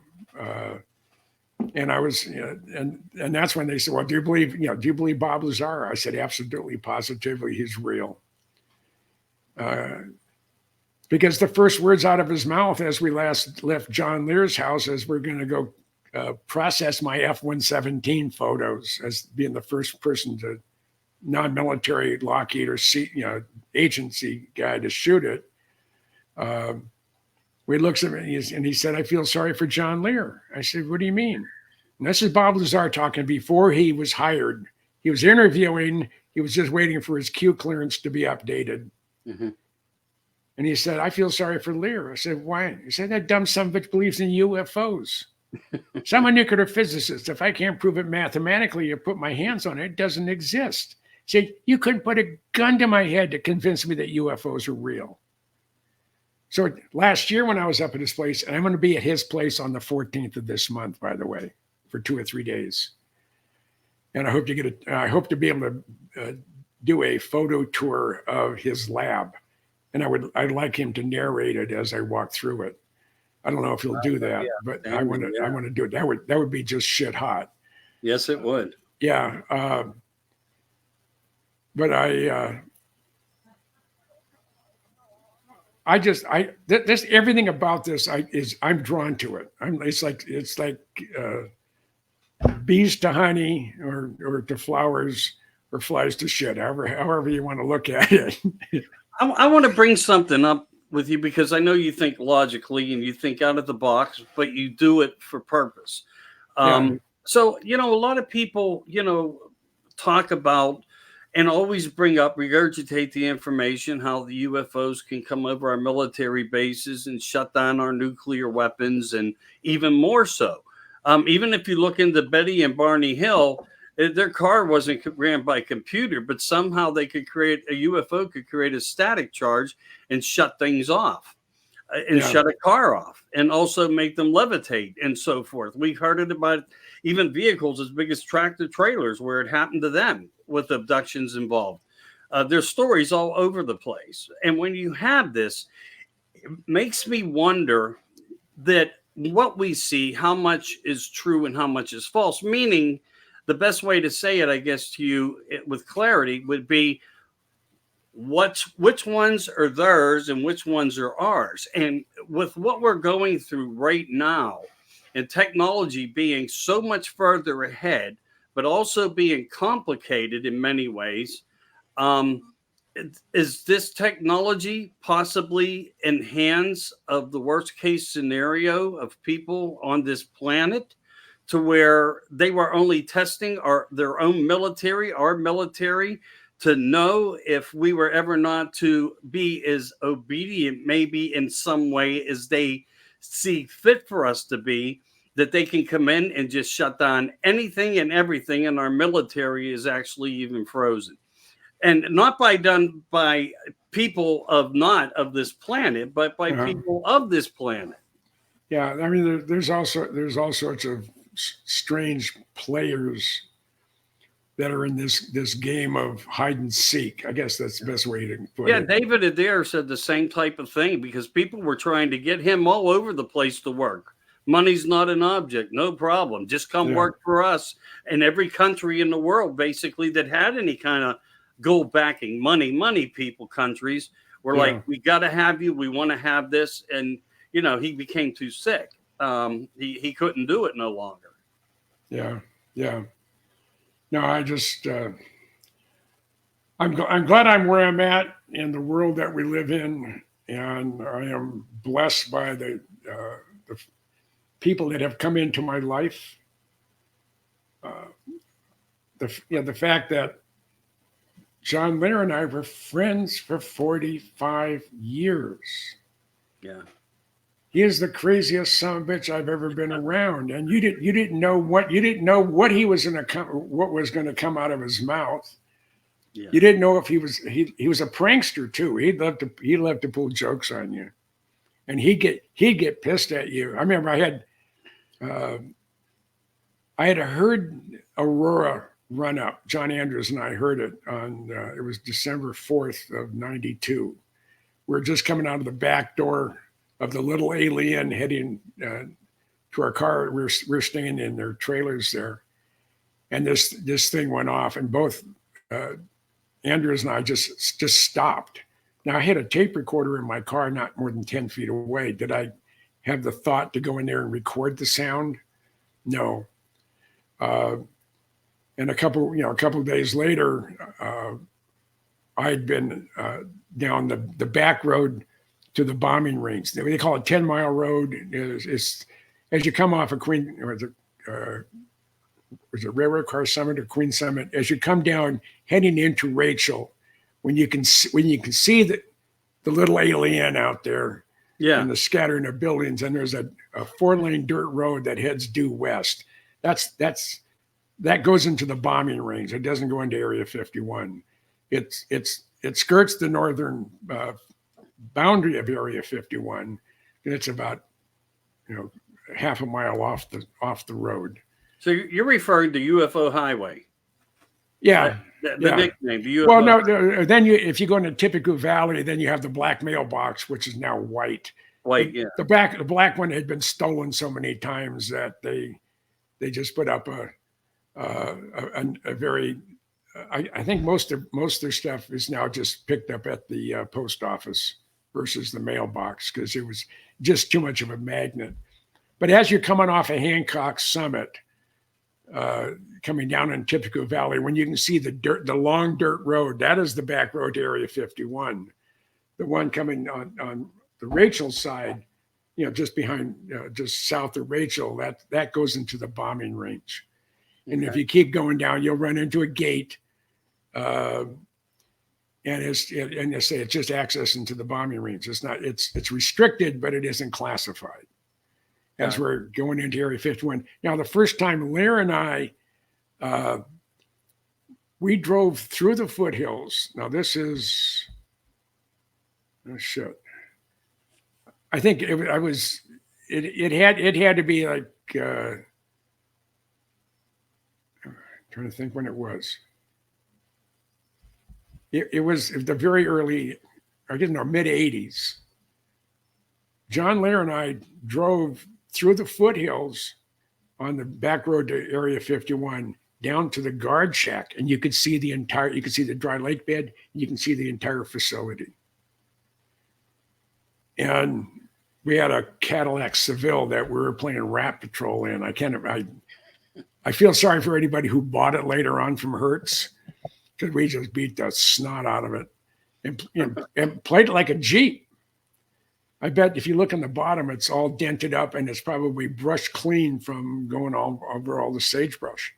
Right. But we had come through the foothills, and there's a guard shack, and a nice young guy comes up. He looked like someone you would want your sister to date. He was just clean cut, nice, very pleasant young man. And he said, "What are you guys doing?" He said, "You guys lost?" I said, "No, we saw the road. We're bird watchers, and we just figured we'd come down this road, see where it went to. It was a good sized road." He said, "Well, that's as far as you can go." And then John says, "Would you mind if we photographed your guard shack?" With, of course, Area 51's in the background. And about the same time, another guy's coming out of the guard shack.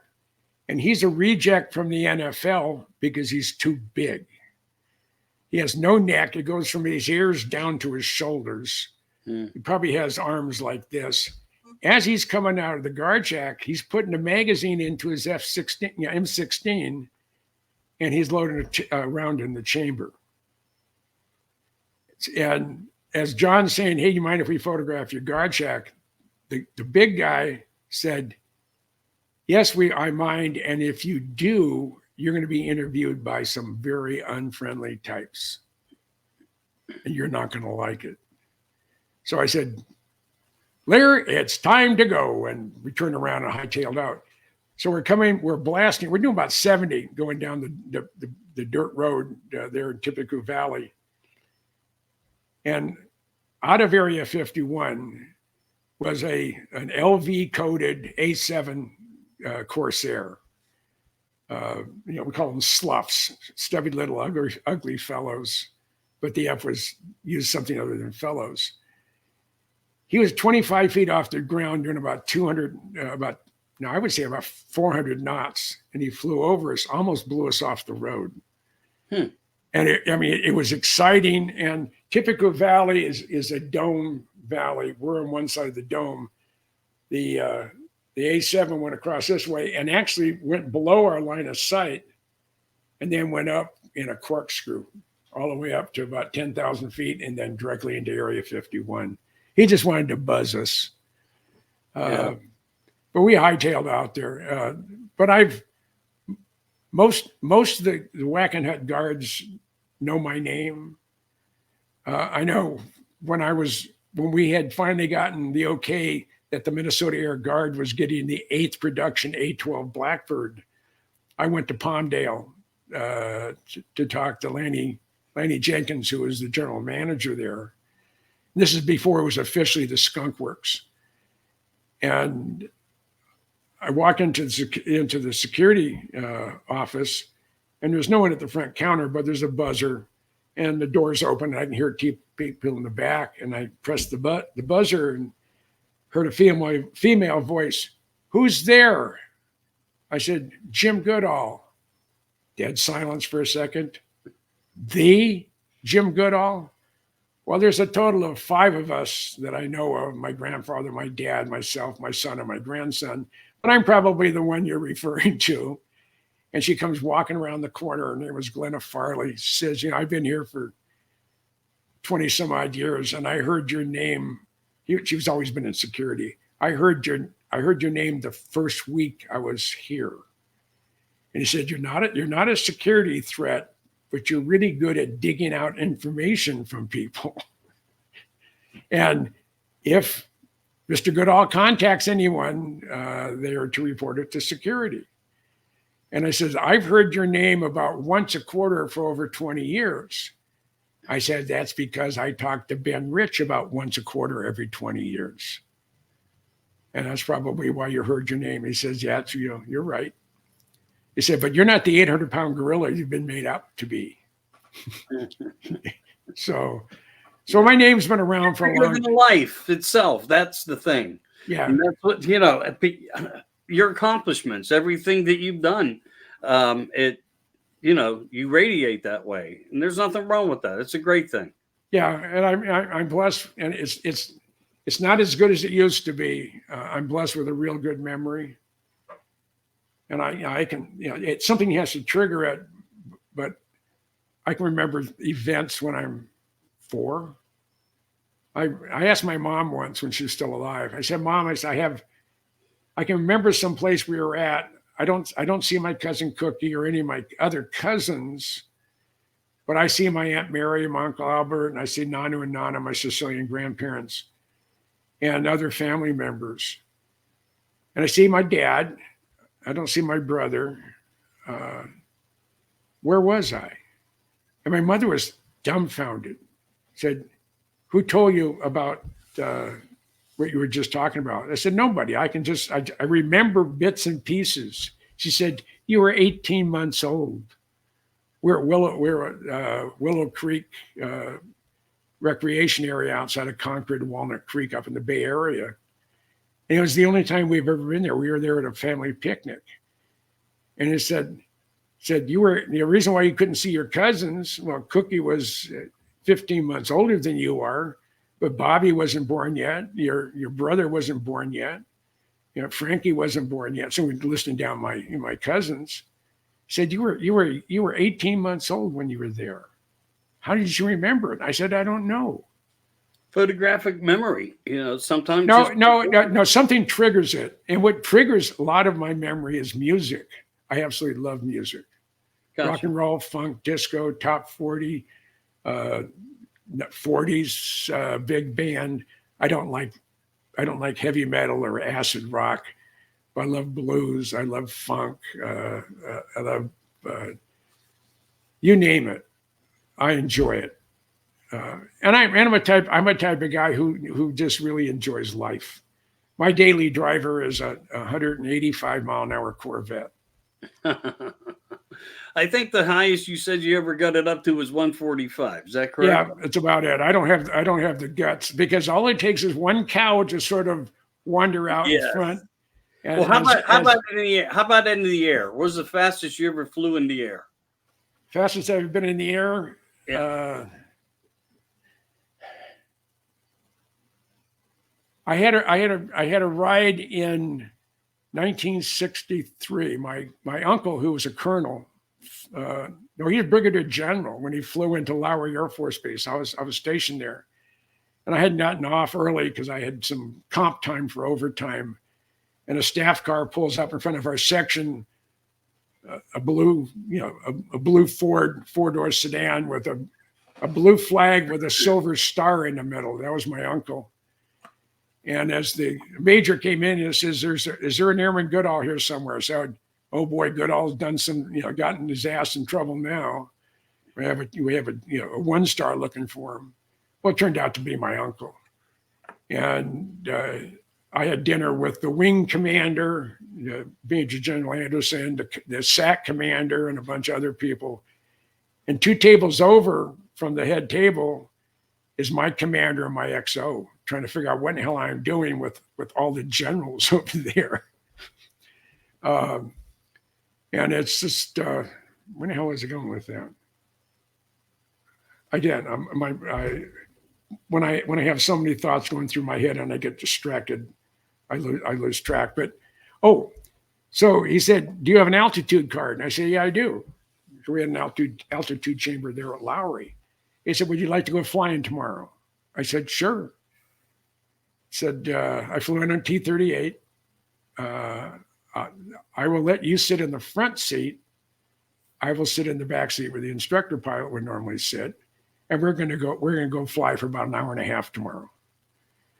So Lowry, the runway is fairly short. And it's also high. It was at 5,700 feet above sea level. So the air is getting thinner. Mm-hmm. And I think it was an 8,000 foot runway. So we go into we're on 2-6, and we're at the far western end of the runway, right near Quebec Avenue. And I recognized my roommate's voice in the tower. I hadn't seen him in a couple of days.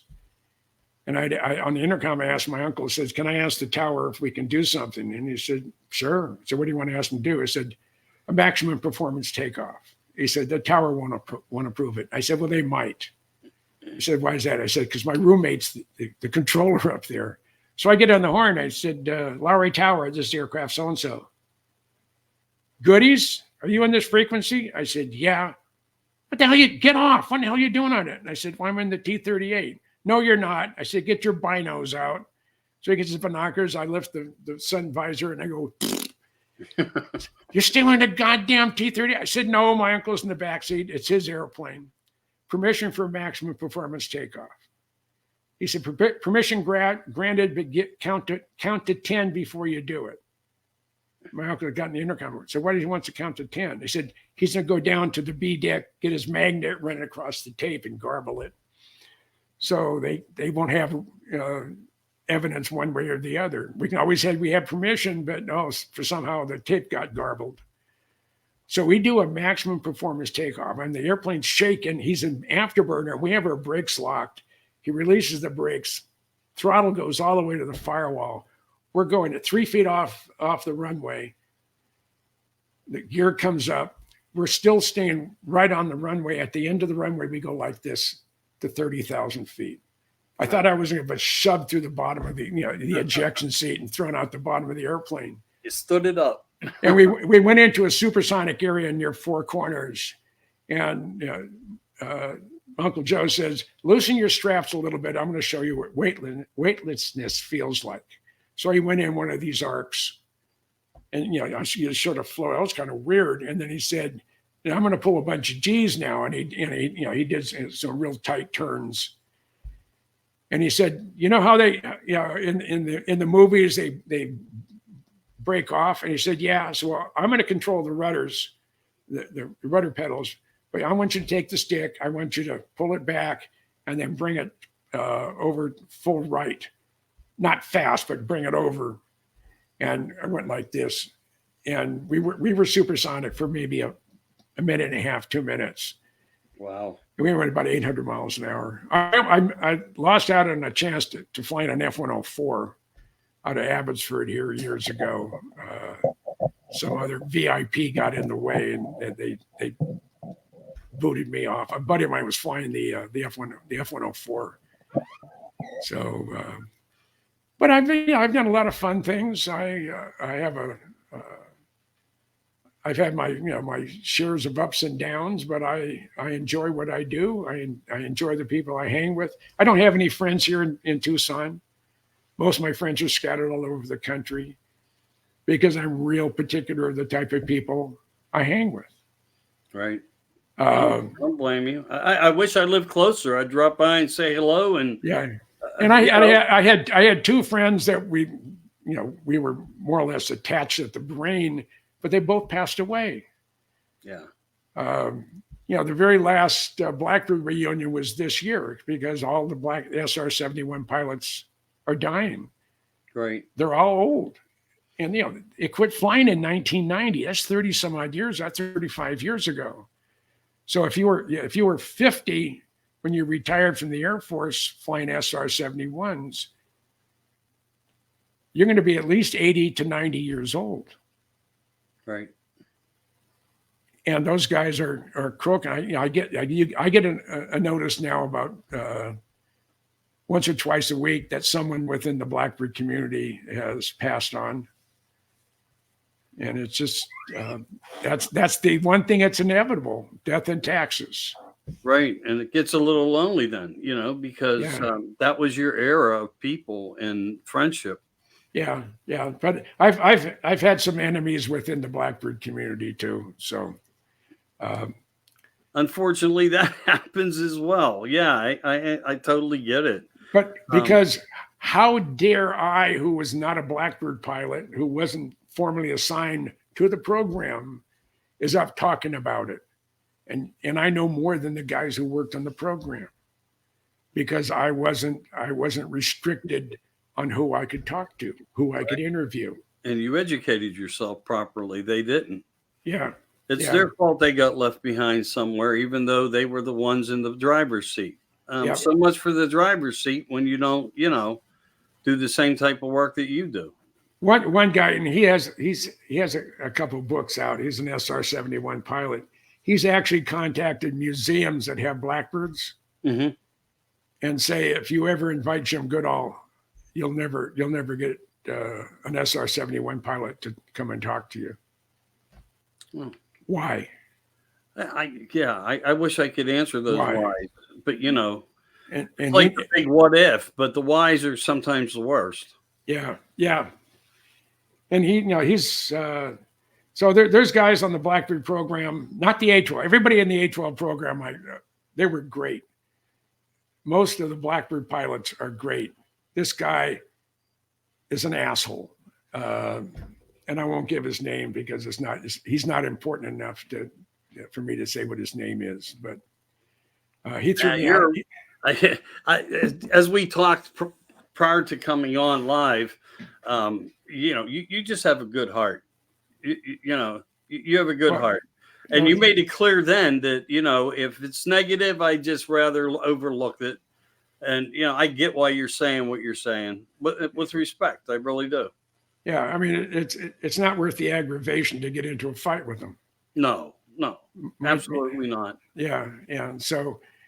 And I let it be known how much I don't like. I mean, if someone knows the guy personally and knows that I'm at odds, I really don't care what he thinks, and he's not going to stop me from what I'm doing.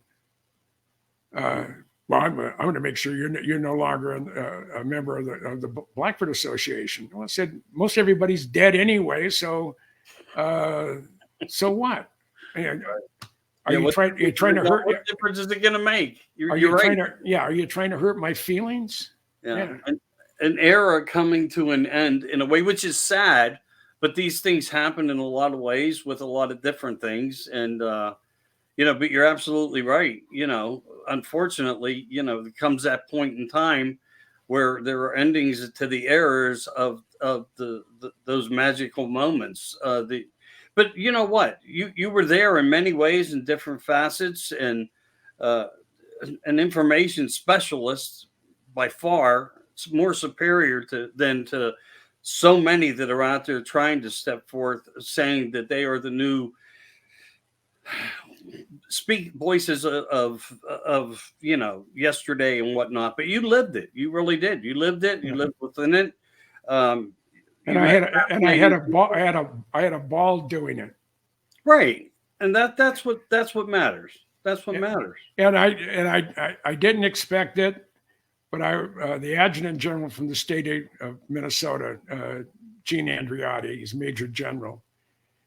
He submitted my name, and I had I think 6 generals from the Minnesota Air Guard submit my name to the Minnesota Aviation Hall of Fame, and I'm being inducted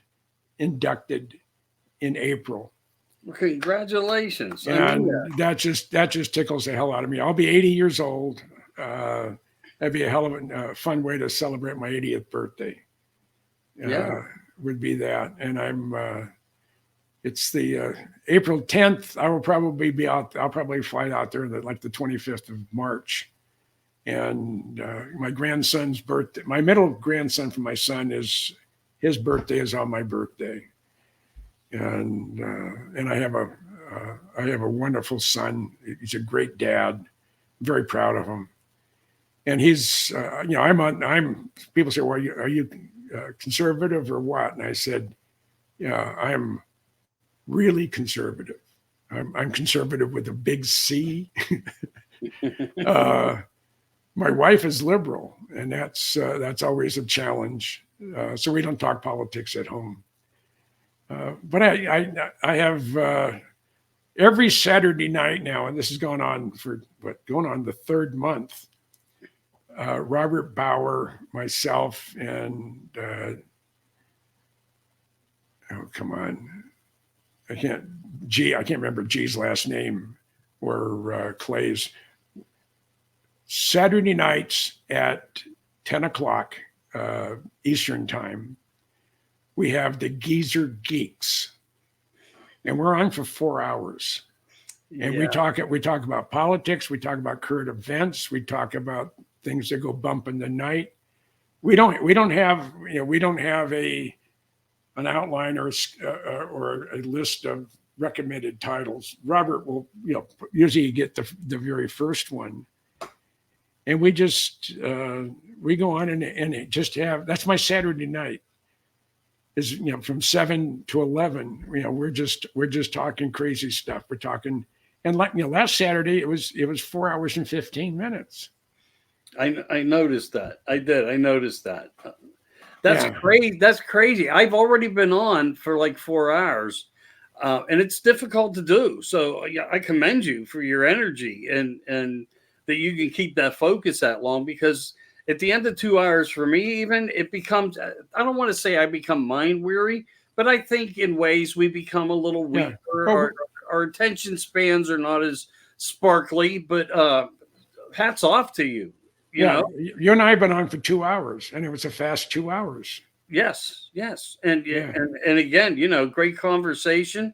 And, memories and things that I appreciate you so much for coming in and sharing. It helps kick off the fall season for us here at What's in the Skies. And, I'm looking for that same thing that you are, the answer. And anytime you'd like me to come back, just let me know. If I'm free, I'd be more than happy to come back. And I greatly appreciate it. And again, Christmas, it'll be the Bob Lazar, the original whistleblower, will be out, and the big screens. I have what else am I working on?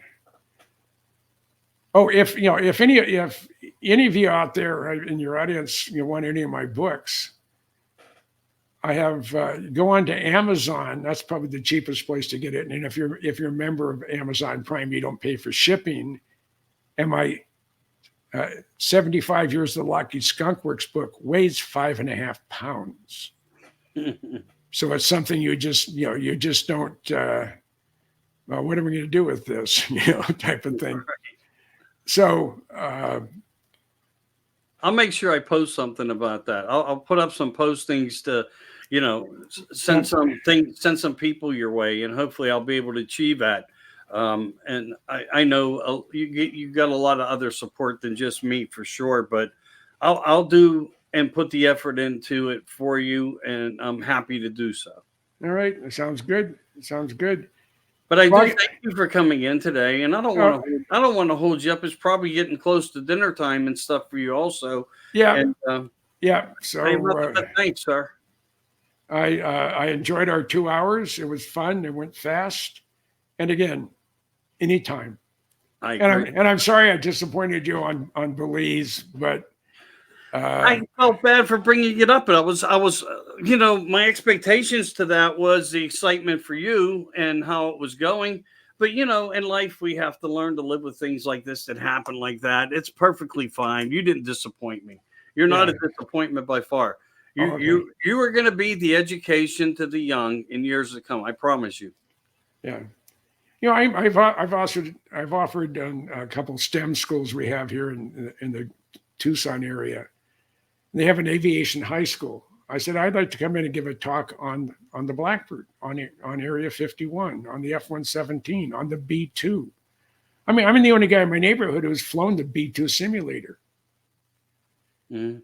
And as I was coming in for my first touch and go, George up in the control booth set off 5 10-megaton hydrogen bombs around Whiteman Air Force Base. As I'm being bounced all over the sky goes flash, and then the screen goes black because you have your nuclear guard flash faceplate on. It looks like a stormtrooper because the guy who designed it was a Star Wars fan. And so I asked the pilot, and I said, "Can I drop one of those?" And he said, "Well, no, it's classified. But if you were to drop it, where would you drop it?" And I said 1600. And before I could say Pennsylvania Avenue, this is 2015. So you can't. This thing, everything in here is recorded. You can't say that. I said, "Oh, okay." But he knew exactly when I said 1600. He knew exactly whose house I wanted to drop it on. Yeah. So, hilarious. Yeah. Well, Michael, you have a wonderful evening. What's left of it? And a good weekend coming up. I hope Mother Nature is not too upset with you're in the East Coast. Yes, sir. Yeah, I'm in one of the gem cities.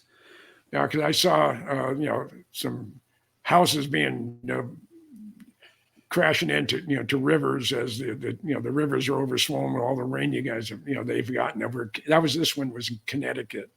Yeah. So it's devastation everywhere. There truly is. We're under a lot of pressure and a war within our own country through our own government's hands. But you know what? I'm gonna try to take and look at things the way you do, that everything is good for me. And tomorrow, as long as I can wake up and try to create more awareness and public support somehow, I'll be happy, because that's what I try to live to do. It's my remedy for how I stay sane. Yep. If that makes sense.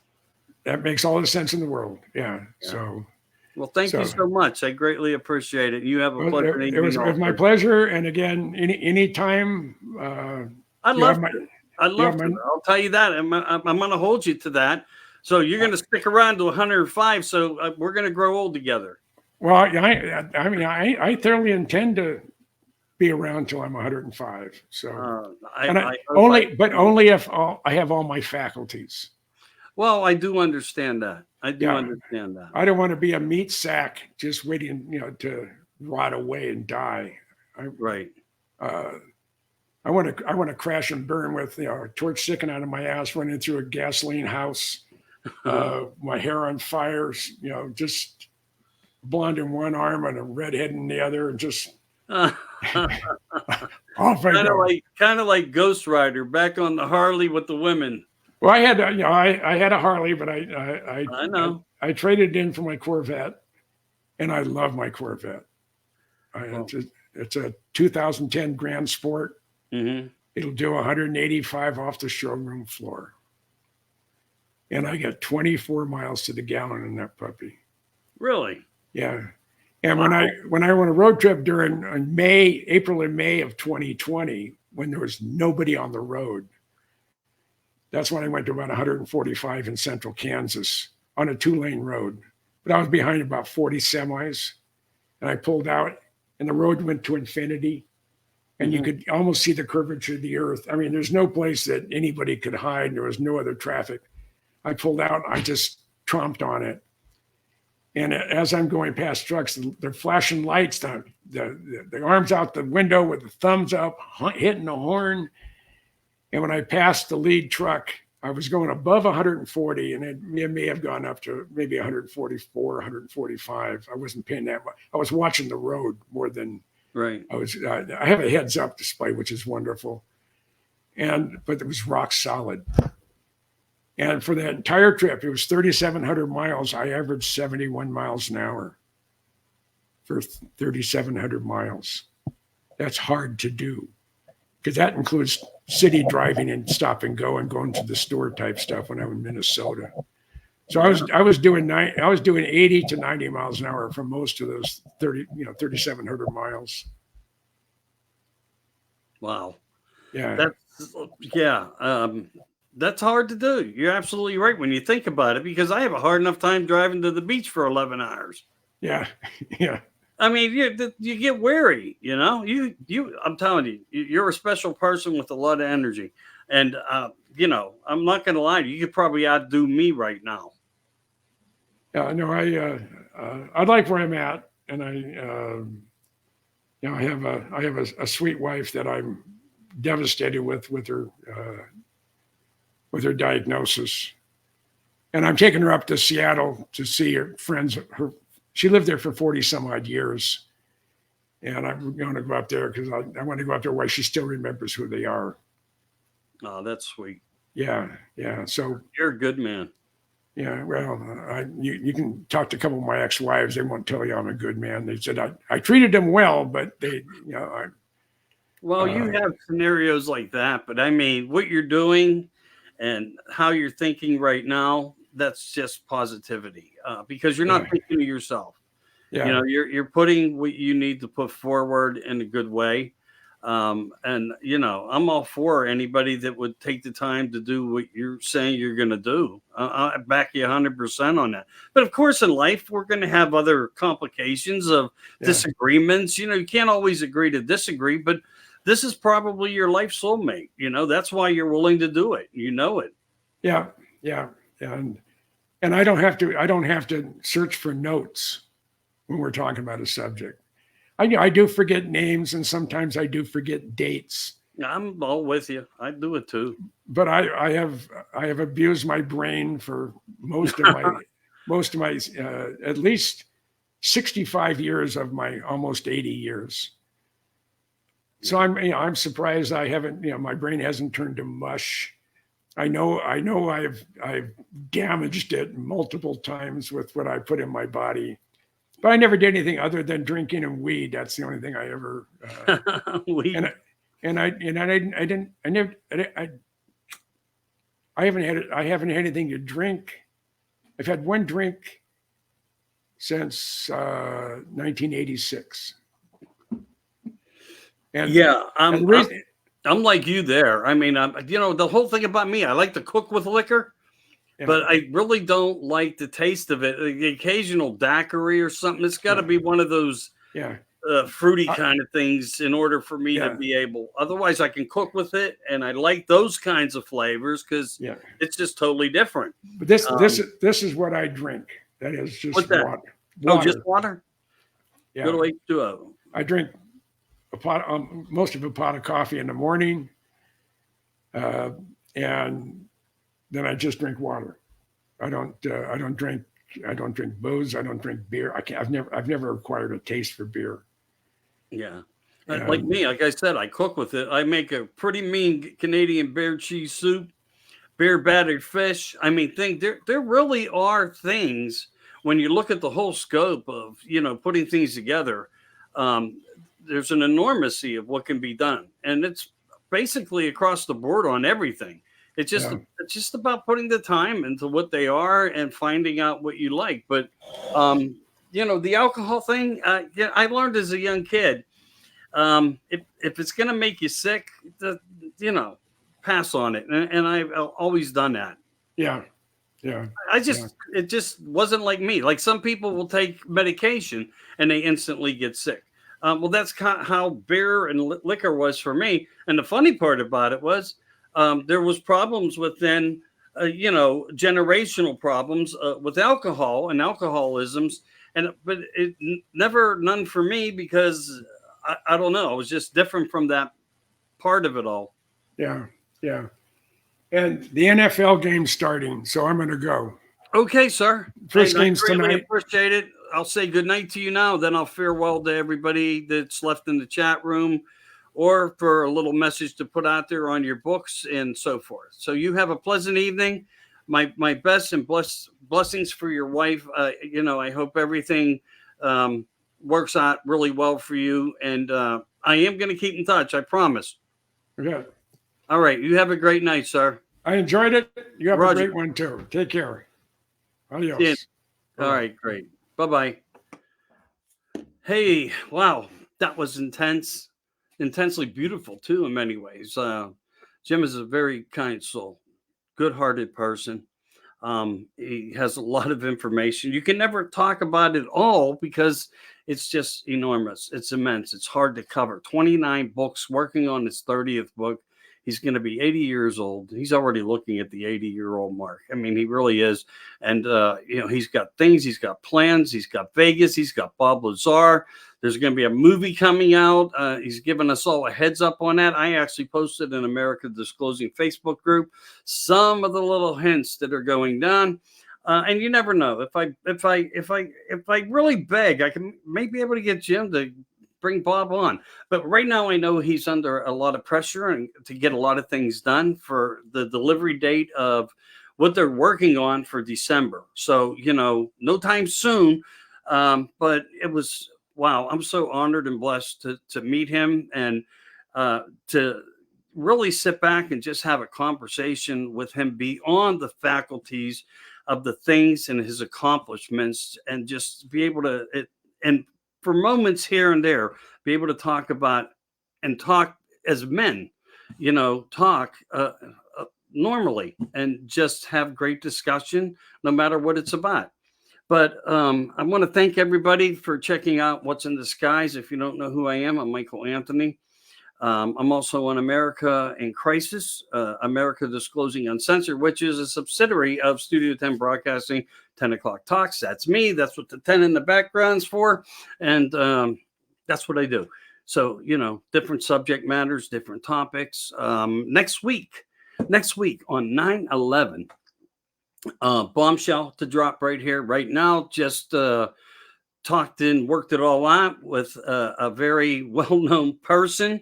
Brad Olson will be back with me again. It'll be a second time, and we're going to be addressing 9/11. We're going to address tunnels in Los Angeles that were found and forgotten, what's really going on in the Antarctic, and the information behind that. And, he never stops researching. He never stops working. And where is Brad? I mean, like he puts that up. That's kind of like, I kind of teased him with that and put it in the header for the promo that I put out today. He's everywhere. He just is, another scholar, another person that I'll be so happy to have on with myself, and you as well. I thank you for your support. If you can like and share, please do put it on your pages. I work on things because I know our future needs repairs. I hope disclosure and things like this in our shows, my shows, will help us get to those points. I talk to great people every day, and we're all working together as hard as we can to bring points of references and truths and transparency to the American people. And, it's for you guys. It really is. It's for you guys. So, as I said, I'm Michael Anthony.